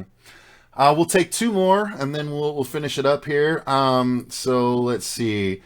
Corey Dean asks, the director who influenced you the most. I would say that my 3 favorite directors have always been James Cameron, Wes Craven, and Steven Spielberg. So those are the ones that influenced me the most. I would say James Cameron and Wes Craven more so than Spielberg. I've just always loved Spielberg's movies. I just feel much more into what Cameron and Craven did as directors, and Carpenter also as a director is fantastic. But yeah, I would say Craven and Cameron are my two influences. What about you, Dave, since you're directing a movie too? I would say, well, let's talk about that before we go too. But go ahead. I would say definitely growing up with Steven Spielberg. I mean, I think you couldn't be our age growing up, through the 1980s, not being a fan of Spielberg if you were a fan of movies. Am I right, Cecil? So it's just, it sort of speaks for itself. But I would say, because my favorite genre is horror, and I love sort of the, I love that slow burn and theater of the mind and stuff. I'm a very big fan, of course, of Carpenter, Halloween, The Thing, The Fog. So Carpenter for sure, Hitchcock absolutely. Hitchcock was brilliant at, I mean, people often associate Psycho and Hitchcock, and that's great, but we sometimes forget that that was a film that he directed he had already directed like 30 movies prior to, Psycho. And if you go back and watch Rope or Rear Window or, North by Northwest or Vertigo, or, there's so many wonderful, Dial M for Murder. Hitchcock was brilliant at theater of the mind and suspense. And, of course you have to watch it and it's, remember you're watching an old movie, but of course it's just fantastic. And so I would say Spielberg, Carpenter, Hitchcock, and Kubrick over the last, I would say, 20 years. So really like that. Cool. All right. And we'll do the last one. Last question we'll take from Corey Dean. Let's see. Well, real quick, John Burke asks, this is a quick way to segue into it. Can you reveal how many pages It's Me, Billy is? At the moment, it's about, I think, 23 pages. Okay. Yeah. All right. So, yeah, It's Me, Billy. If you guys didn't know, Dave is making a fan film as well. Go ahead, Dave. Let him know just a little bit about it here, and then we'll take the last question. Yeah, we're in. We were supposed to be launching our campaign, our Indiegogo campaign for It's Me, Billy, this month, but unfortunately, because of everything that's going on, we decided to not do that. And there's still some things now we have to get ready for the campaign. But yeah, it's a Black Christmas fan film based on the original Black Christmas from 1974. It is a sequel to that movie because there hasn't been a sequel. There was a remake in 2006 and obviously the remake last year. So this is a sequel set about, between 45 and 50 years later. Short film, obviously. It too will probably be about, 25, 30 minutes, something like that. And we are really excited about it. We are deep into the development process, really hanging on pre-production because we're that close to launching our campaign, and our main leads have already been cast, and we're excited to have them on board. Victoria Miro, Shelby Handley, and Malika Henny, I think is how you say her name. And we have our DP who is Greg Bennett. He's a CSC award nominee, Canadian Society of Cinematographers, brilliant DP, so we're really excited to have him on board.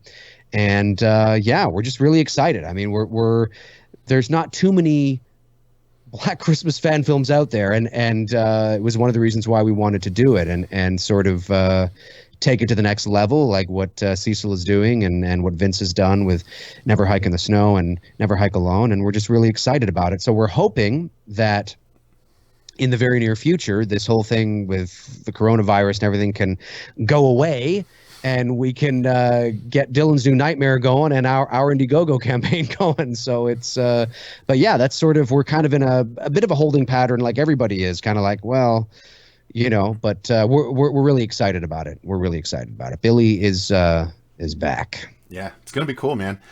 And so the final question we'll take from Corey Dean is, what is the most overrated horror franchise? Why don't you go first? The most overrated horror franchise. Well, I always like to ask this. I always like to say overrated, like, what's the best? The best how? You know, what's the measuring stick? Like, I'm going to attack it like overrated as in it gets so much credit for what it actually is. I see what you're saying.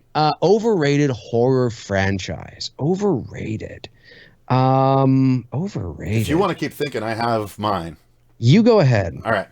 I would... most recently, I would say The Howling, just because there's really only one good movie in all 8 of those. But that's not really what I'd call rated. You know, it definitely can't be overrated if it's barely rated. That's true. That's true. So that's true. I'm gonna say, and it's not gonna make me any friends, and might lose me a lead. I know what it's gonna be, and I love it because there's some truth to it, folks. Yeah, okay? dude. There's some truth to it. Guys, let's get off Michael Myers' dick. Halloween. Halloween is the most overrated horror franchise. There's a couple of good movies, but the rest are really not good, and Michael Myers is not, to me, not that interesting. He's a walking wall. I've said it numerous times. He has no personality. That's why I like Freddy and Chucky, because I like personality in my killers. So yeah, and just the amount of fans that are just so about how cool Michael Myers is and how good all the movies are and all this, it's just way too much. It's way too much for me. Well, you know what, Cecil? There's a lot of what you say there that's absolutely true. And I think, when you look at the Halloween franchise, it is a franchise that is the one thing that, despite New Nightmare, the one thing that the Elm Street franchise and even the Friday the 13th franchise does have going for it. They have a lot of things going for it, but one thing that you can't argue is that despite the fact that there are garbage installments, and despite the fact that maybe only the first few or couple movies are really, the continuity is consistent. And there's never a moment where you're being pulled over here or pulled over there or pulled over here or you're pulled over there. And Halloween does that better than anybody I know. They can pull you this way, then pull you that way, pull you this way. And you're right. I mean, anything after Halloween 4 is just garbage, really, at the end of the day. And I know people like H2O because of sometimes people really genuinely like the movie, but I think it's more to do with I think there are a lot of people that was their first introduction into the world of Halloween because it was the mid-90s. They have an emotional, nostalgic attachment to it. I get it. I understand it. Keep forgetting you're up there. But really, 5 is garbage. 6 is better than 5, but it's not a good movie. And then 7 is all right. And then 8's Resurrection. They got the 2 Rob Zombie movies. And it's a gigantic mess of a series. It's a mess of a series. Mm-hmm. Absolutely. And you could make the argument that the only good Halloween movies are the first 2, mm-hmm. And then some people like even say the first one. I do like Part 2, by the way. So I side with Cecil on that. I think that as a series, I think it's very wishy-washy and and then outside of Halloween, because I want to be different, I don't want to be different. I want to make sure that I add something different. I would say that is. I might say maybe Friday the 13th, but I don't want people to think that there's delusions of grandeur in terms of that. I think people think that the later movies, but I actually am always surprised how much people put into stock into loving Kane Hodder as Jason. I know that is not a popular thing, folks. People are going to come at me. What? He's the man. Listen, I have the utmost respect for Kane Hodder. You watch his documentary. It's unbelievable, right? But he's not my Jason. He's not my favorite Jason. He's not.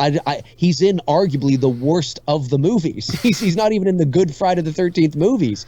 He begins in 7, which is the hell is this? 8 takes Manhattan. 9 is atrocious. 10 he's in space. He's not even in the good He's not even the good Friday the 13th movies. Well, he gets credit for his breathing technique, which technically he started after Jason is already a zombie and doesn't need to breathe. So, interesting. Oh, yeah, he does stand. He's the one that does that, the huffing. Yeah, he's the only one that does that. Now, let me ask you a question, because you've been to more threaten cons me with than those. I have. How dare you?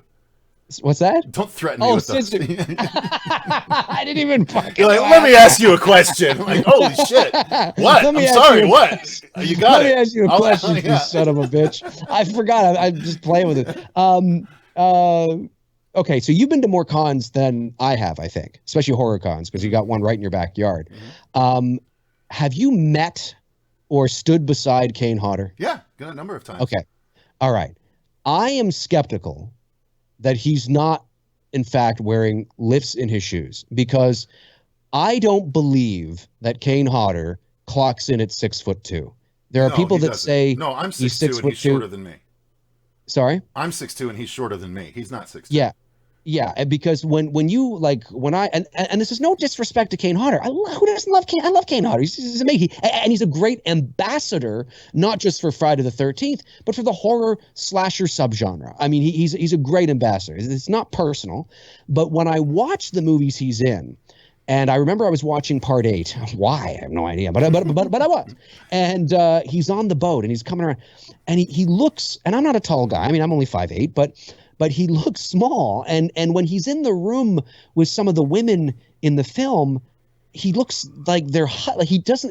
He's very wise. He's ripped. Way back in the day. He's a brick shithouse even now. He's a brick shithouse, but he doesn't. He looks like he's got a little more horizontal than he does vertical. And I've always found it a little.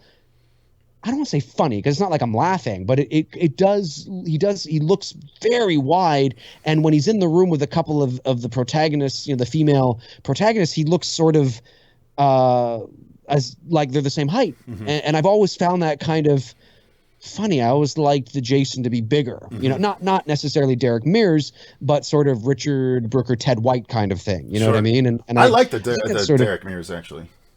Yeah. Well, I do too. I just didn't mean not necessarily that big, but somebody who's a bit taller. But how tall would you say Kane Hodder is, if you had to take a guess? Keeping in mind that he's wearing boots, and who knows if he has lifts. I'm not saying he does wear lifts, but he's probably like 5'10", maybe 6 foot, pushing it. Okay, that's what I always. But yeah, he does. He definitely is. This is because that makes more sense. This is supposed to be canceled. So I just got a notification about a flight for May, but it's supposed to be canceled already. Great. Got to handle that. Yeah, no, he's definitely, he's a little bit shorter, but yeah, he's so solid even to this day. If you touch the dude's arm, it is like touching the side of a building. It's crazy. Oh, I bet. So yeah, I mean, listen, love Kane Hodder, but unfortunately for me, he's not. And he's so identified and associated with the role, but I don't think he's in any of the good Friday the 13th movies, personally. I enjoy some of them. I enjoy, the brutalness, but yeah, I actually kind of was a fan of Derek Mears, to be honest with you. I thought he did a really good job. Yeah. I wonder, do you think if they were to, well, not if they were, they will. Once they get Friday the 13th back on track, do you think they will go back to Derek Mears or just start fresh and new with everybody? They will. Even if it's not related to that other film, they just go back to him to play the role. I guess I could Google it, but it'll probably say 6'2". I don't think they'll go back to Derek Mears. I think they'll just start all fresh again. That's what I think. Yeah. Especially at this point, it's already been 11 years since he did it, 12 since they probably filmed it. Right.